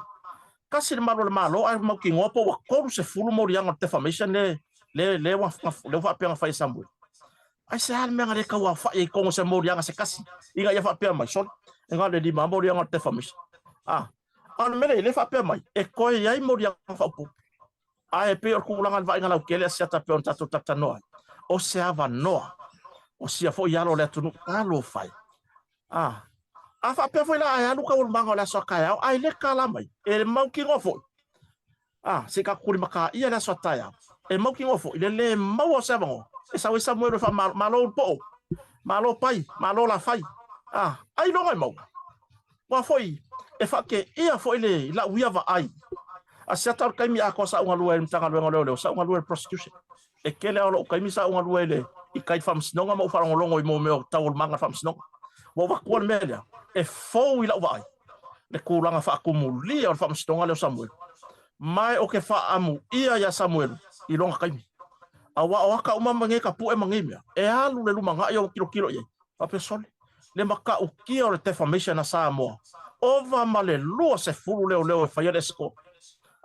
awa ai fa pelo uia manatu I kai minga ama kai kumu leo nga fa vai me se fina ngalo ntanga benga I ka fia le nga sola mai kai mungu le nga lenga ava kulo leo kai kumu kai ma le nga ko mo wala fia ka fia nga ai pe kai wale ya se vala au ngona ta po Samuel la leo ya kai lo ye ke wa ka ko fai ka se mantanga benga po se pui nga ke wa ye se fa makau se fa o se me fa pega se kula fa pega se in ka pure nga fa ya kua mo le sunga Samuel aya kauya e ya ilo kule le yo ngarwenga leo ai pe o le kule wa makwai maka ukia ma fa ngongori ma maro la ku ngi vai ka e le se kula nga le mo le sunga Samuel wa makua I pe o le avenga fa so tata male nga fa lo malo fa tai o I o le la upa ai tuai o le a ma sanga tutusa uma le treating o le defamation sa Samuel ma le treating o le defamation le sa ye king fai popo kusa ona ua fai king fai popo tu lo le swafa ya malele Paulo a tofu e olona swafa ya o ngapo o king fai popo nickname ka malo wala wilo ai ia te this is a repeat of king fai popo's case ole ma tu foi sa ma wala va no te fa tala no ina ile ta mari ngar fa kala nga fo inga nga kau mero kangi king fai popo dungol por karamel nei el tau ya el tau sanga le na te nei ya to su ene se mai moi pa wangi for fa kala nga o si uma nga fa kala nga pe ma e ka maro anga por karamel nei na fa tala no ai pe na tau mero tangi ai le I de tu langole me wo tupu ya te ia male ai sa mangingo ya sa nga amalele po king fai popo nga la ko ai sa mo ai la tu pole mali o son tu son tina io ai la ko po e nga ia io ma wai ku la e pa male o le kala o le o ka ngu ave ro ye ka fainga ka e minga o le movie ka malala ave ro ka fainga ka o le ka fia mai nga le nga ka fia ya ma kolo ya e uma inga wa time serve fo nga le wa uma ku so wo or ka me ka nga la we mo le unga I were already time serve wa foi langa ngofo asika mai ka fa inga ka fa ka ringo kolo ai no sa no ia le sunga malili E o le kai mi ua mangalo mai ai le kulinga o le defamations. Ai koe momongo ku maisi morianga. Morianga la ngā fōle lo kai roangi. Morianga ia le ngā mairo i kua whakarikari. Le ta ua le conspiracy to murder. Por kau pule pule. La tau te wha o le oti i le sa vea ma pāle mia mua mua. Malanga la e pisa foi le ko kelo le au la tau e le mangingo fa mai e lo se defamation le lo ka ia ma le paulo le ai. E sa o e lo se defamation le lo ka muri. Ai sa ka o fia le defamation. Already so. Ma na uma foi na uma le yanga time service kama wa kakala mai kuo wa uma pe koru e foi ma singa wa uma ngakuri. Iyo e. Ai o le taimi wa mangalo mai ai le defamation le tau fa leanga. Ai koe oso koe fafa koe lunga male morianga le o le tau pule pule e fa o le mariu ya kule epa. Which is o lenga mia la nga peyo lai kua. Ia le la fatu a falpui e tua i loa i le fai ungo tau sanga na te anei. O lo tuli ai lalo na fasa langa nga i lona morianga longa lua nga. I la ula va ai aku le fai ngale u fai mai ei sa moelu. Tulo o ke le fa pia na nea e tūlanga fu wa fia ile ai e makau isi, e whaalele isi ai makau la kungu. E pawala leo le defamation. Le fuua matua masanga le ia ma le whainga na treatment o king whai popo. And why? Walanga o leuke kalangoa aku mo whaasua aku i meo fact o meanga vaia kangaka. Na maa fua fo inga kao fia umi ia malili. Onga o le whakongunga kula epa, onga o kula epa nga whai whaasanga iai. Anga whaapea nga kau whaaleanga mai ia malele o ngisi haka nga kai ese mai. Ere kai mai mo fuase kai mi makupe taxara ku ue e aru i fu i whaingor keisoro o king whai popo i sa mo e la kwa ia aru mariwo longa ainga. Ai ona ua whaasanga kongu i ka ngaka the most powerful man. Kai mi o ku laifo. Ngā mā fua ia o ngā koe sui a ko or kula fongo mar whaavai or kula fongo le defamations. Mai le sivo fu le na ua le ua vengi ma mo lianga whaasori tula fono. A ko sila la do sila mau ma tui vasa me sure fa le pa nga sa mo ngor por kalame. Ele ne fiafi. Le foi la repeat mai ile mele o fa ya Samuel ile tiro atu mar mata watu. O ifo a fa fonga lo ya Samuel. Ka foi nga maka iku ia mea. Pele te tau foi ona finga winga ia mea fa pea. Awa a fuala fa ma fofau. O le foi la o ka fia fa pe Samuel o nga o aile o fai upo Samuel o le fai nga ia limongi ilanga mori maule nga au mai o le fai nga i ko mesinga a o kanga ka uma o le ka ke loa e o tanga to le affiliate ma le foi sa ave ma pale mia mua wala ngai pa wa le o se case e sa wa ia kuila e pa ia kava mai limong o le ai no fo la vale fionga tama tai pale mia vatule sa fa pito ele o ia sanga kala o sa ngoinga e winga ilana minister e po mingi ska o lo Afi o la tu swa fal mata o pulini le ai te tali le tu o ia ele o langa se finga ngalo lo teli ai le o ka fiofia ka yo le kuanga o le ala vai punga maia e ka va langa kama iyo matusi mai lava le lima ma fa pe mai a faila o vaele nga mali wai longo winga e fa maongia mai o la auri lai kua fo yo meia elengi kama ila fonga ia la fonga elengi kama ila fonga e mama ia ko inga o tua inga meia ai pe yo ina e fa vai ai le fa soa ma manatu le nei fiafi ole aka lenka ko vai king fai pop o ke la ngonga fo a faia o lo ia mar finga wi le la nga kai finga winga kulo la ver fa fonga mo mai fo lo no winga o re kula nga fa ale le la asira sila ile ma malu lo telo le turu ya is tu la ngol tantu fa so le vanga fe ono tantu temi ya la foto mau la foto i vai nga fai o te fia ai ka ko ke ni fai Ativa tu vasa sa ngo mai ku vasa ya honye. Okay, mo aka we are there. Awa ora vai nga umangi fa sankau di sunga Samuel. Kapawa la ko manga ongala e fi fa ngolong wai. Ka umaya wo kis ka mo Samuel ko ngorsela. Pero pawanga la ko manga ongala ye fa pe. Ka umaya wo kis ka ma fa pe fa la fa pose. Ko ka vale inga se pango ka me fa pe nga. So ngai ka ia pe kampai fat pui ka mai kira. E amo ko ka ai a pero ngaka wale le kingo sambu. O ko ka ai la wala ko si u kingo sambu. E ke fai ka ko follow ngaka le sambu. Ya. Ka kira el patu le akare. Ngai vai aso polar me ara oile. Aso fiero ko kingo ba. Taiao. O yo kaya, ya ka ko fakar kariela, bisi ba ngora ka kaya. Ya pola se si ko nga sky dira sa kaya. Ya paula se mga ko vai dia, programe. Kapta. Ya, maro va tai. Ya tau runga mai mau, tau runga mai. Ono le tatu taimi fo. Ya iso mara tu fai. Ya le ufa si fo mai fo ia le ngaka. Wa umanga weng restaurant ne ya le ufa si fo mara ngata ni va e manga. Ole ya, tu na tatu fa so. Whaftai a siata mo lewa no whaiu.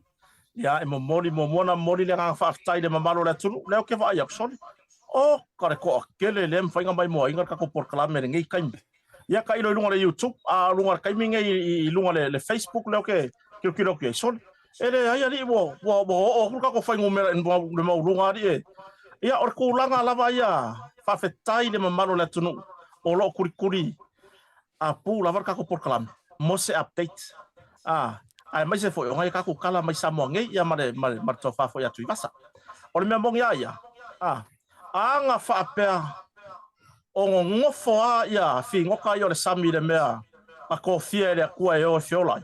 Fa ngo fa pe ngai au le mele ia. A le mele wo ia. Soli. Fa pe ai sa sirenga ave o mai container sa ngale moriangi. A le mele wo ia. Soli. Bo le ai mara sami a wo mai u ka kami fa kasimaka. O le mea le kupul kaimingi. Le mamalu o tatou au lango le kako a ingo fato tuele tu samo o tasi. Mai la to lo mulmurta il pokalame o Tautai A'e. Ya, o se kualalo. Awangi o kako se kia ngo fier malu o kai au ka fo ye o me sipsi. O la sa fa ngo le mele, o la sa fa ngo le mele. E ba mulo no fa mkalanga. Wa foi ko ku yo pikola nga vai le fainga vai ngai lungo pen ka failang. Ka kia mai le po ya Manase o po le fo pokalame. Wa makwai ma sangi le ma ingi o sarwa kama. Le wa ubang o fa ku ku ye. Sui le pulu mo mai malako wa makwa le la vai lo ka kimo. Valu mangeso nga saru lima ko ke mai mo ko. Yo. O le pikola kala. Wa makwa ile longa se me o so solo ya. Ya, ai ono le no muli asiata mo moli le nganga fa aftai. Ile songa le pulo tato TV. Le Blue TV. Ya le mamalo le au fainga wenga au le ayal me ko ngule o kere vai la fanga wenga la fa ya kure le au le yong ka mai ki fanga wenga mangi kengi oi ya ai mai sele fo fonga proclame po la to fa vai mlai la to fa siata oi ya mo modi le ngang fa tai tato proclame lo longo puya li ya me malo la tunu o le mai tau atu so se kai mi la fa ida ka ko proclame mai so lau karkalanga ka upungi ya ele ko kiki la ko en fanga mai moi mo modi foi fa tai le to fa ya tu vasa ile mafuta mai Australia. Ya, o mfai kako long puya li tato tunu tato proclame mo si ata. Ya nga kai dia. Mo modi foi nga fa afikai. Ya nga kako wompa anga wo fa ava ngo lava kaimi. O ngor fia mai mo ngor kako proclame lungole. O le Blue TV. Ai mai so lungole Facebook, ma lungole YouTube. Yo. Ko mo modi nga fa aftai sia ta kako sponsors. Le SMI. Ya o le Tasi Market. Ya, male sunga sole. Ayar songa i miki au le le yangi ka ilo ai se pea sole au le pea mua le o le au le o le pea le sunga ya le au pepe tunia lene oi mo modi le nga fa tai le nga ingo ngi fa mo fa inga ku ka ko por kala me lungo o pea manga lunga le yo mai mo ina le tunu so se tu le la lang ya ana ka ya fa fi kai fo nga yo ai nga fa tai se to lu tapo ai ngi fa pele la lo langi ai le ka po ia va finge se vai ma ko ai ko i mana mo li papanga va finge mana fa nga ka po ia ka ko fa mo ya asiata o si kalanga ngi kula fi a ko mar ko fa manga ko le mamalo tato tunu isa mo nei o ila to fo la lampa pa a tunu mamao tato fa mo ta ya awa nei ngalo i taro sanga yo ko ku mo le ko ka ko fa mo la sa ka ya mo sa ba ngo ke malanga ku ya so la e mo fa ilo lango malo tapo ia fo yo o le sa ilinga o le ami o tonu male mea moni o le ai la so tae mo no ka ko felo e ka yao e fanga marka ko live mo no ka ko yai uma se sira mar tato no ia na yo tato ai nga tu no ma o le ka ke fa mo boede mo le sa ilinga o le ame o tonu. Ia nei tula fiafia siata, ia mori whaftai lau sunga foi, mo tato proklame matango fie, whaftai foi ia Mr. Mori, whain tato whi loa ilunga tato proklame. Ia, mai Samoa nei, to auna nei, mau hunt, po le urupo o mai lalor whale o, whato whan, whaso i fuatu, nei vaenga le fiafi. Malo whaftai le lua vase lua, whaftai le to whatu vasa. Ia, Elvis Moli, a se whalu sunga mau mo tātou talo toto, to te le turu, e tuli mai lava le asoko fua le tātou Tautai A'e around the world. Ia, awa fo ina inisi o motu ngā afa, ma mea o lo tutupu. Ia, o ke lo fo o le ufa foka mai tātou sponsor. Ia, o le foi la langa lewa e sau ngoa i lau live mai lia tai au, rono winga. O le foi la fai mea lo whātu le tātou Tautai A'e ma le tātou Digicel. Ia, i lau credit la makua whaakumu a lau credit. Ioi, e ne ta ua tua lau whainga. Ai o le upu o le whaatumu. Nono winga. Nono winga i pule au e pe rua pe korung ke fongi ke live mai ai. Ia, mau atu fo i mase vaenga. Ia, awa fo i le aswa tai au li. Ai se umal porkala meno tango le tu atu runga swa fo i la tau mo le whafsiri mai o e fia fisoso ni atu mo le wha moe le o tau whaafunga. Justice for tu au. Ia, o lae, wo iai le komiti fo, ambis fo niso suafa, mwhai ona wha oti ai, ia sau soani tau se leni, ai, anga le leine tua te tei mure fiafi, tātou wheloa i la soa tai au, ai mure fiafi, alo whatela tu le lua vase lua, whasoi foina. Soi foia. Ia, malo whaatai, o le tātou whaatala noanga, toa tolu po le tātou por kalamelea, ma le auso, na le tātou atua malo longa pupulea, ono wa uma fo le taimi o le tātou, foi mai, lau aku kako kusi.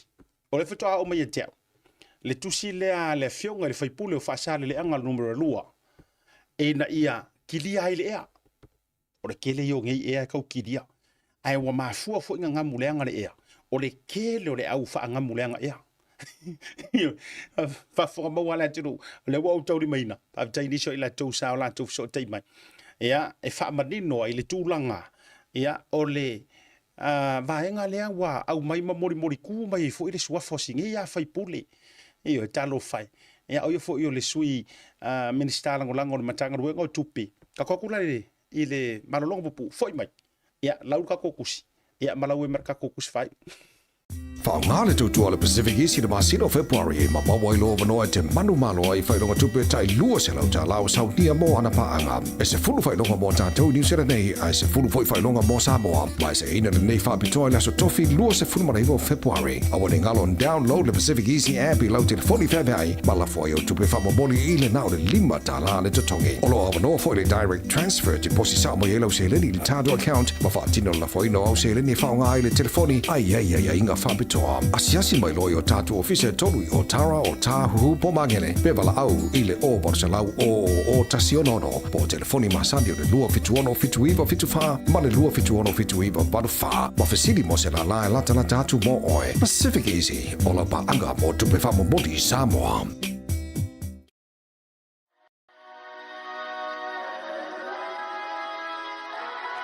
O le talawhivia mo e sa mo le anturu pele, ua tatala ina nei au kilani ni usila, mo le taimi mua le ofisa o le compania le SMI. Ua mawhaia nei loa o na whaia oka mo mauta malawa raka te lea o whare sa ma whare titele, i si o tātou aturu i Samoa, e tau lantu le lantu lanlai au kilani nei. Mo le fausia i no whale, whaatotonga i no whale, e te maua o malawa i le unanga a le SMI i mangele. Telefoni o lua tasi, valulu o lima i wawha. Pētea se siatu ila na tutua tusi o le faso mre fitu Rainy Drive e mangele. Pe whaafiso ta i le fionga i a Mayava Leslie Wolf. Taibolo wati lea ua tātonu lava le itu la e fitu. Ia, ua tātou tu vai fo i le taurungaina o le porkalame le neivanga fo i o le afi. Ia, ina inisine o tātou whaasala launga. Ia, o na tātou tau ma vai lea. Ai e au ngā fo i. Mo le si le fia para tua le sa ova tua le amatanga. Ea, tūlanga fo i o loo, nei tua inga fo i wānginga ma mai fo eniso nusi pepa. Ea, ma tusi mai ai ma mori mai le tamali anga o si whaipule o whaasale le anga lua le fionga mangele se kati fioi. Ea, e tu sa i le selauri mas furua fe fo i le mua le poloketi, an miliona. Ea, whapea mai wa o mai kaimiri ngai e le iropo fe ualu i ngā kupe. Ya ona te le fo i leo le whamatalanga.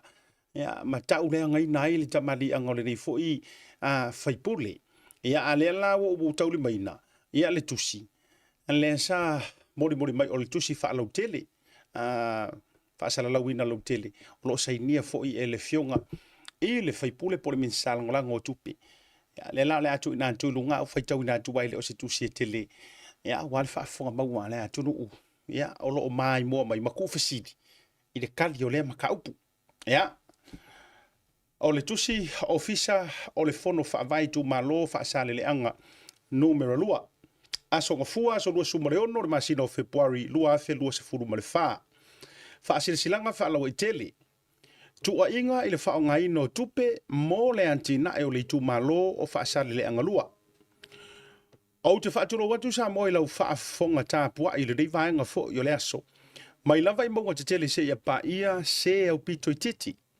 ai fa pito unga fa se leo le dei au ona ile tapua inga si o tu malo pele o fa sare le anga lua yo tu langa fa lu pelu peina o te fa tu lo yo sa le avea mau pa ia le popo a wa mo te fia malawa vitalai a walo o tu malo o te tale liu ai popo e fai ngata la tapua inga o te tautalai ma le fa ai tete ile ava tele ma le minao te tawai wau o mangele se kati fiawi. O le whaipulo le tu malo fa sale le anga lua, ma o le tai fono fo i o le fono fa vai.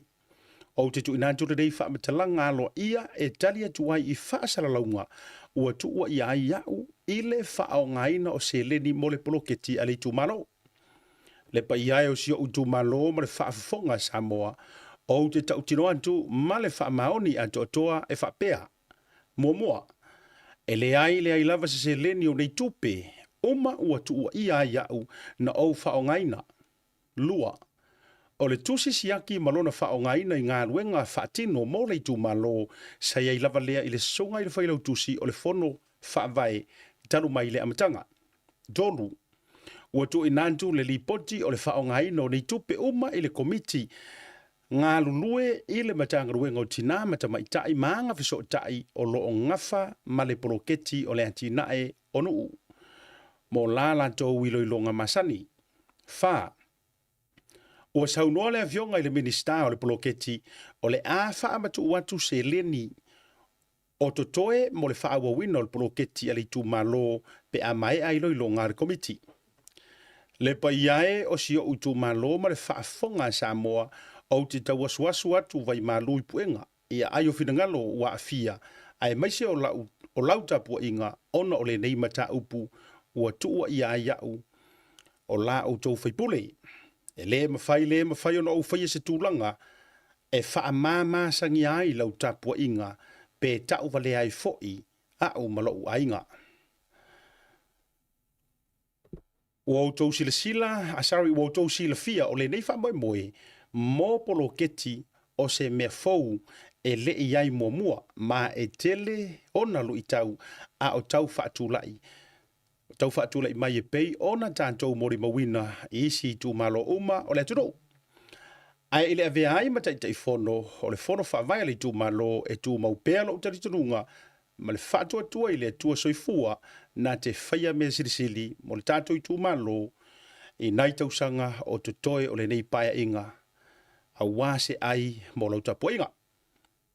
O le ase tu maseanga, o le tau tabali e tu sama lau whaafonga tapuai, e au tau walo whangia whaamangaro mai, e poto lau fo i le tautai, ai le antoa le liu i lona maa.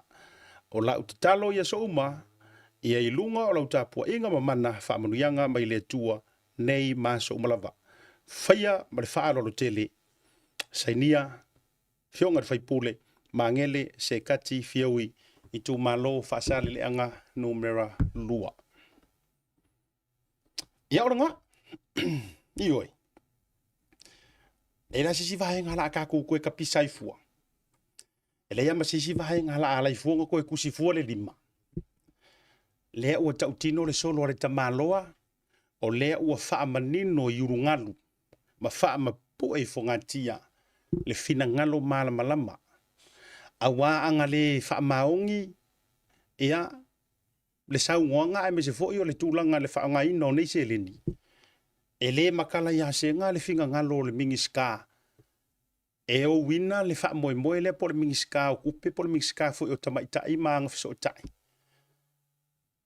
ia o le afa maku umai le si vaenga o le la ko kupe le ko koe se manula le se vaenga fa pena o yo le ia o le na o to atu mo o to sa tau tu fasili le mata upu ia o le na ua failo atu le tali ma le saunoanga ia tantou tu le matai pea ia sa valinga foi ia e me se fo se fa poponga po se saunoanga mai e le ngata o le minister o tupe ia o le minister fo io tinama ta mai tai awa i tonu leva le ta o to ile pro ke tile ar malo ia ta wolunga la io le proclame le vanga o le fiafi mo le to fa mana tu fo ia se tatou lau mua po le onga sa mo le ngana manganu le lupe foi va ese ia o le tatou inductions mo ila to ma lava le sa fa apsiri mai ai te fio mai e papa au i au gilani sauti ia pe te lantalanta mai foi o le tatou no fuanga i le aso forele nei o i le 5 Otara Road tau te sila fia ma lava ia le no fuanga le self si le taimile nei le sa vea ma old MIT building i na le numero 5 Otara Road i Otara 5 Otara Road Otara mo oto lava le tu fasili ia o le a matai le ta le fitu le fiafi ia le tatou inductions mo ila to to tele ila to le o restara mai ia mafso tai mai ia e te fio mai fo ile aso ia o le a fa ma oti ina le avano fo mo lau sunga e mafai ona e a o ngai mo le kwata antoa ia ele ise tutongi ia tu langa i vasenga amata ia o le fo wa ia ila to o le a fa tautaia e ala fo ile la ufso soninga ia tato vasenga amata ia mali tanto vasenga fa matai e foi tanto vasenga ia au manga mawaluma ia tulanga fa pena o le asola lea ila so foreile nei tal fitu la fiafi ia o le a mafai ai loa ona fa tala noa ia matu ua iloa po le ale vasenga e te finangalo e te fa au pe te au wai mo le nei foi fa masina o le tanto kwata mo ia to fa mana tua tu le tanto restara ya ina o se lautala ya ai furi fa solo anto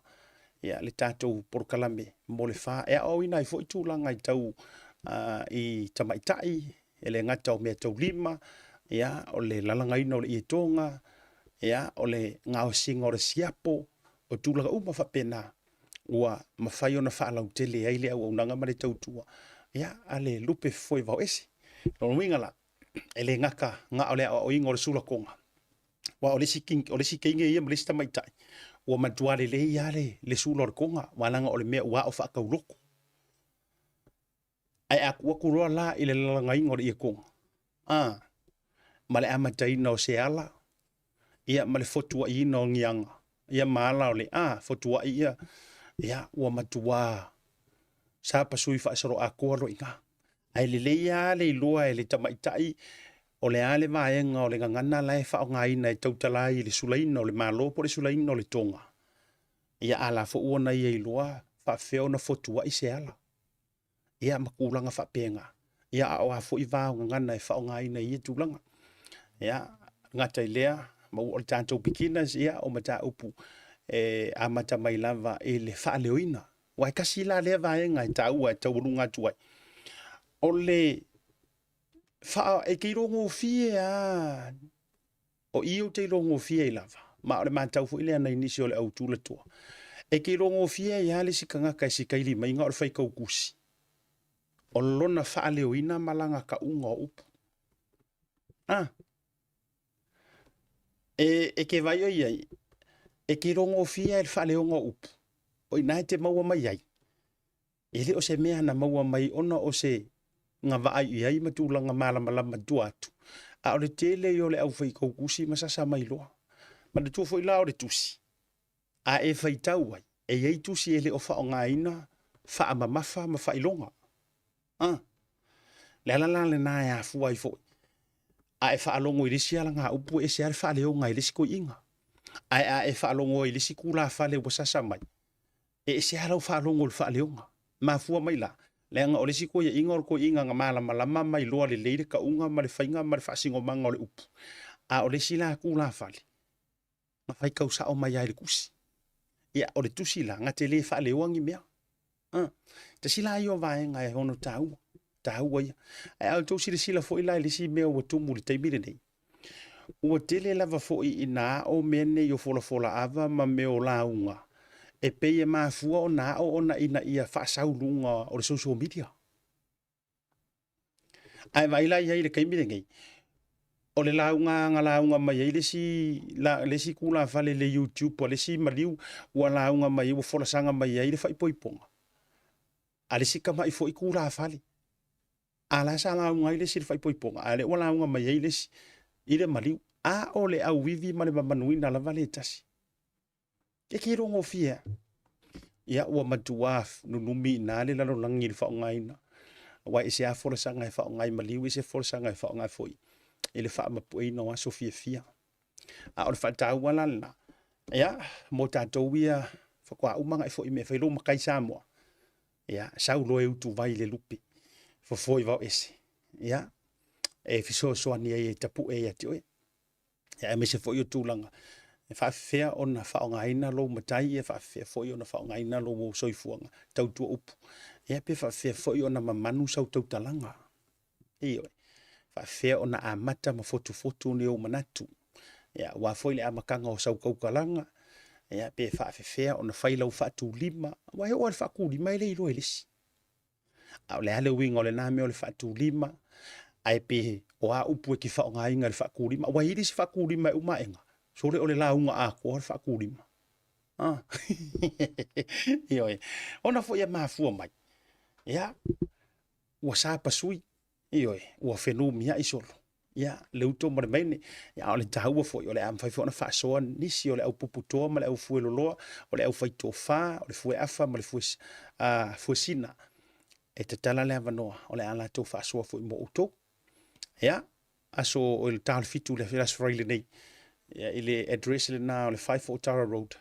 Ya ole afa ya ile tato induction ya mata lo le ovasenga. But tu fo tato ovasenga after hours ya mo ila tole I fa fo tu pe America ma Australia ma so se tafa. Fa after to tele o to wi restore mai. Walanga fa ngai na fo ilungo le sum. To langa o tato wa onga ai mo le silafia. E tato te fa ngai na lava le taimi New Zealand. Ioi. Ia ai o lo fai e rungo le sum mo record fo e tanto wa vasenga. Ia mo tulanga e le toe mo mianga muli tulanga fa pena. Ia messenger mai le lupe fo va esi. Ia po o la fo ia messenger. Ia ona fso ta e joilea e tulanga mo so wa no ona wo to telefo ilanto o wa restara mo le fo I to sanga. Ia ona ni sina fa silanga mo le tulanga.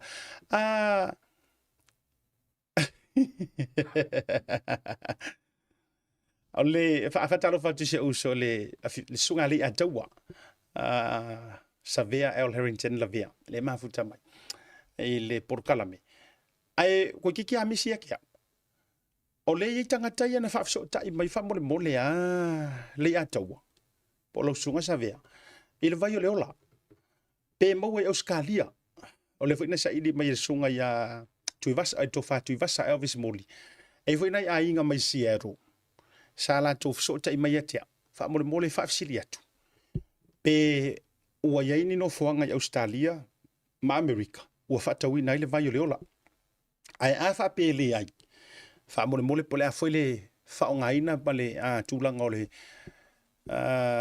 shipments foi le au na to tato vai ola ya mo ila to tau mafa le vai ola ya nga sia fo ele ai ngo Savea ya maleta mali I mai tau sanga more than 50 years ago ya wo tofo fo yai inui fo ina yo mantua ya a ko fa fonga mai wo over marka I varus full ko sanga kangi ya ono tu sirfia le e ele taua ya o vai fa natura pe le vai ola ya ai fa mole lo sunga po lo sunga le fa sala ya se a pe so tai mai fo I tulanga ia o le information ti ano tango le fa ilo antu mo le silafia le to tele to lunga proclame le vanga fiafi ia avengu le ngangi tūlanga e le tautamali i lau whaafonga maua. Nu e le ai ngai le inganga ko iai. La foye fonga va tele po tole tautai. Se la tuyama. Whaftai ai la tau olo fiso ni mai tu sai fo yo nisi olo o whaia pea le tūlanga o le. Kalangua mai, ma vange mai roka kamali anga si o ta ainga. Ola o fuila fautuanga si o na yo ainga. Wo ma ume ma mai ma peli. Ko arkai. Awa tau te pole. E mongi a kou kala, or kala kusi mar kou wha malosi, or kari le vale, e luai vale. Ia, tato i upu ngar kusi. Or tato tali fo i le vale, ua lua tua i ma vale. Ia, tatia pia lato, lea whaina lea. Ioi. E whai fo ianga ngase, ele ia fo ini mea, ioi, e whaavavau la waa amene. Whai fo ianga ngase. Ioi. Pei wha or kala sunga ia maule, whai mengi. E ngai whai ma mokusi ia, ia si wo o sarulima ngai, mai whai mengi saru, whai mengi lako mangi mea whapenga. Ia, e lea whaina lea. O re tātou te talo fo. Ia, whapanuia lea tua mwha mangalo i nei tangata. A whainga sau ngoa, a whainga umanga sau a inga le li whaola. Ai whamailanga kangiro uka mai. Ia e wha mangalo atu ia ilantou wala tau reilore me wala tau whaia. E kawarunga il prokalami. O le winga o lau kala. E le i whaapea kuro unga kau aso Yesu. Ma le ipupula antu Yesu pe sirisila atu le li whaola. I ka ngaka ia ngau mai whaasau waia ngaia. E o ai o ngā so o ngā makua whaalaka. Whailu mō maka o Yesu. E le i tau aso e le i pongi sa hai le li whaola. Ai o i o ngā koe kaimi o ngā pōpua ngā ai whamairanga kala. Lo uka mai. Ia e wha amanga no aku ia ilako. A wala tō leiloa. Le mea wala tō whaia. Lono winga. E se a maka wha ale kingo ka ngaka ma le la tō tirutilo ma le la tō mingoi. E se le sila wha ale anganga Yesu. Ka lofa e matua tau waso wha ale anganga nei tangata. Yes. O le mafuanga fo ilarenga e a fuai. O ngā whainga kā ia na sila fia e nei tangata o na suia o la tau wolanga whaapa ia inga o la kou fufonga kau kakala ma le ava, kau kakala ma le whaaloalo ma ola Yesu i o la kou loko. O lo o tau waso whaale anganga. Leanga e whamaire kala re kusi e le ma whai e le laulau whai walava lea o ngā e wha mangui ai o ngā e koe wha malai ai. No can. E le ma whai. E le ma whai nga e kaukala i le oki. E koe kaukala e koe whaaola i le kaimi a ngā e kasi. No. E taida e oki po le ola. E le ma whai langa e la au ngā ku le oki ma le ola le kaimi a ngā. E ki wha malaia e wha manguia e wha malaia e wha manguia. No. E le wha penga. Me wela leo te wha marosi e kuai. Na yo a inga. Ea. A inga fo se o lua. A inga uma o mātou. So se tafa. Ia. Ko a pere kaima maure o sa. A whape fo yo e whafonga mai o a inga o lo to o lua. A o fo ile si le ke wha upopo ia ile melea. Wha mangaloa le tua ia. Ia. Wha mangaloa ai ke fiwa ke lafi. E ke koe kua mai. Yes. E ke fiwa ke lafi. E ke koe kua mai.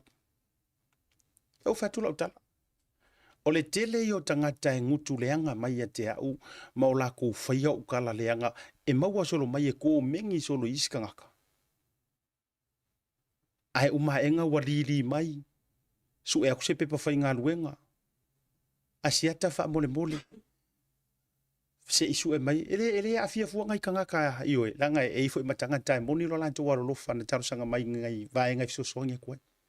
Ai wo o lo lele ya u ainga ma ainga o ko rua e matua i li kaka mangi fokuri mangu ma feika ya upur kalame ai aswiki mai ngai lu mai ko su e aku ngi me manga nga oi o ka o kai ko nga au mai kisi o ka vai va tu fa fonga le tu awa to te fa pe o tele o lo auto ai le ya se kai mi o ko kangi mai ai o u fa pe atu O ia kuila epa. O ile au whaasala o le maoka o. Ui. O faufaunga. O ia bai malawhai. O e su e hei mea ngai kou ke manga ngā o ila ufisosoani. Ui. Ai a ko o mai ma kou whaaka ngā maka puiki mai. E tali lava o tau. Io e whaiwhai e whamese o kōrua. E kei roa ngā leo vai ngā la ore makua. E kei roa ngā leo vai. Awa kei roa. O te roa. Ai ua o inga ha o e roka mawha lea nganga. Kango e kaui aku i lelelei. Io. Kango e kaui. Ole weapon, that's a number one weapon e te tali e kangakange. Kari lelelei. Io. Te iloa le teimi pito i tauti Apollo. Lala ka urunga koe lau whaswa. O le kaimi piko i ka or ki Apollo ia oi. O le kaimi e kele angai. Yes. E leo se kaimi e kele lei ai. O le kaimi piko i ka or ki Apollo. Pe a e le anga wa e whaia fo i mea wha ki Apollo ma fua e sea. Le anga e le ko i eisanga me koe wha o soso ia oi wa e le anga. Ia. Ai ko ke lo oku. O le fia i or ki Apollo pe e le lei. Le anga e whamai se fia ki Apollo mo kwa fia ki Apollo kakaleanga. No. E lau whasa o a kua ui e lau whasa o. O le makua haika or ki Apollo e le anga. Le anga fo ia e le anga e le ko isang ngaruenga ke le ia oi. E le ko isang ngaruenga ke le ia oi le anga o ngawa e le anga o e fo or ki Apollo. Ia. So e le ko yeso kai mikele ko e kau feliu wo ingai oe you already bad. A ora kai mi piko sili nga makua fia i ki Apollo ia ki oi. O le taimi wa e le leiai. Why? Ua maua langa ngaluenga o le awhai. O le ala koe pule i lo le lei. Inga ia avea oe maia. Ia. O le whaasoa whai unga ngi vanga o le fifi. Auange a vea oe maia. Oia. Le fili o le lalulangi. A whaiala o oe o lo o le leima e kau mawhai e le lei wai le se ato atoa. I'm telling you, the devil is coming for you. A o oe lea ua e leanga ma o la wā o langa o le whai mea leanga e ke o la whawhau e ke kaula malama e ke la filafi ke whaangulua. You are already part of the devil. Yes. Generally, you are already part of his army. Longo winga. E leo koe popole ya oe wa already e leanga. Ai makua popole ya le fili. Ai ko akele nga kalelei. Ioe, a ko akele nga kaleanga. E le popole. Wai le kele sang ngaruenga. Ai a akele le au le kakalelei. Ola sang ngaruenga la afai. Ole a kau mawhai e mango malo inga umanga kakalelei. Ia avea maia. Taurunga poklame ne vanga le fiafi. Lofa tele mo auto. Mawana lo tele. Ya sa mo sa vali ngai le to fe ngo fi ngai yaso. Valo ia uma le kusi ngai mea. Ole a o mai kai mi ma vai kai mi ore vai kau. Ioi. Ole a ese ai winga malangonga. Kanga ka fisu ya inga. Ma kua I whangau I ma kua kai o malo are o. Ole a wha mua ai le pele I kupe. Ioi. Ole a e o pongi ai lava le malosi ma me maua. Ia. Ai I kua o ngā mea uma. Ole a ma kila I ar wha maongi o le tua. Tatu whilo ila so taiao. Ia. To ono asiata. Whale malu. Pio vauriko. Mai le porkalami ale tautai A'e le au tautua mla unanga le Blue TV. Wha soi foina.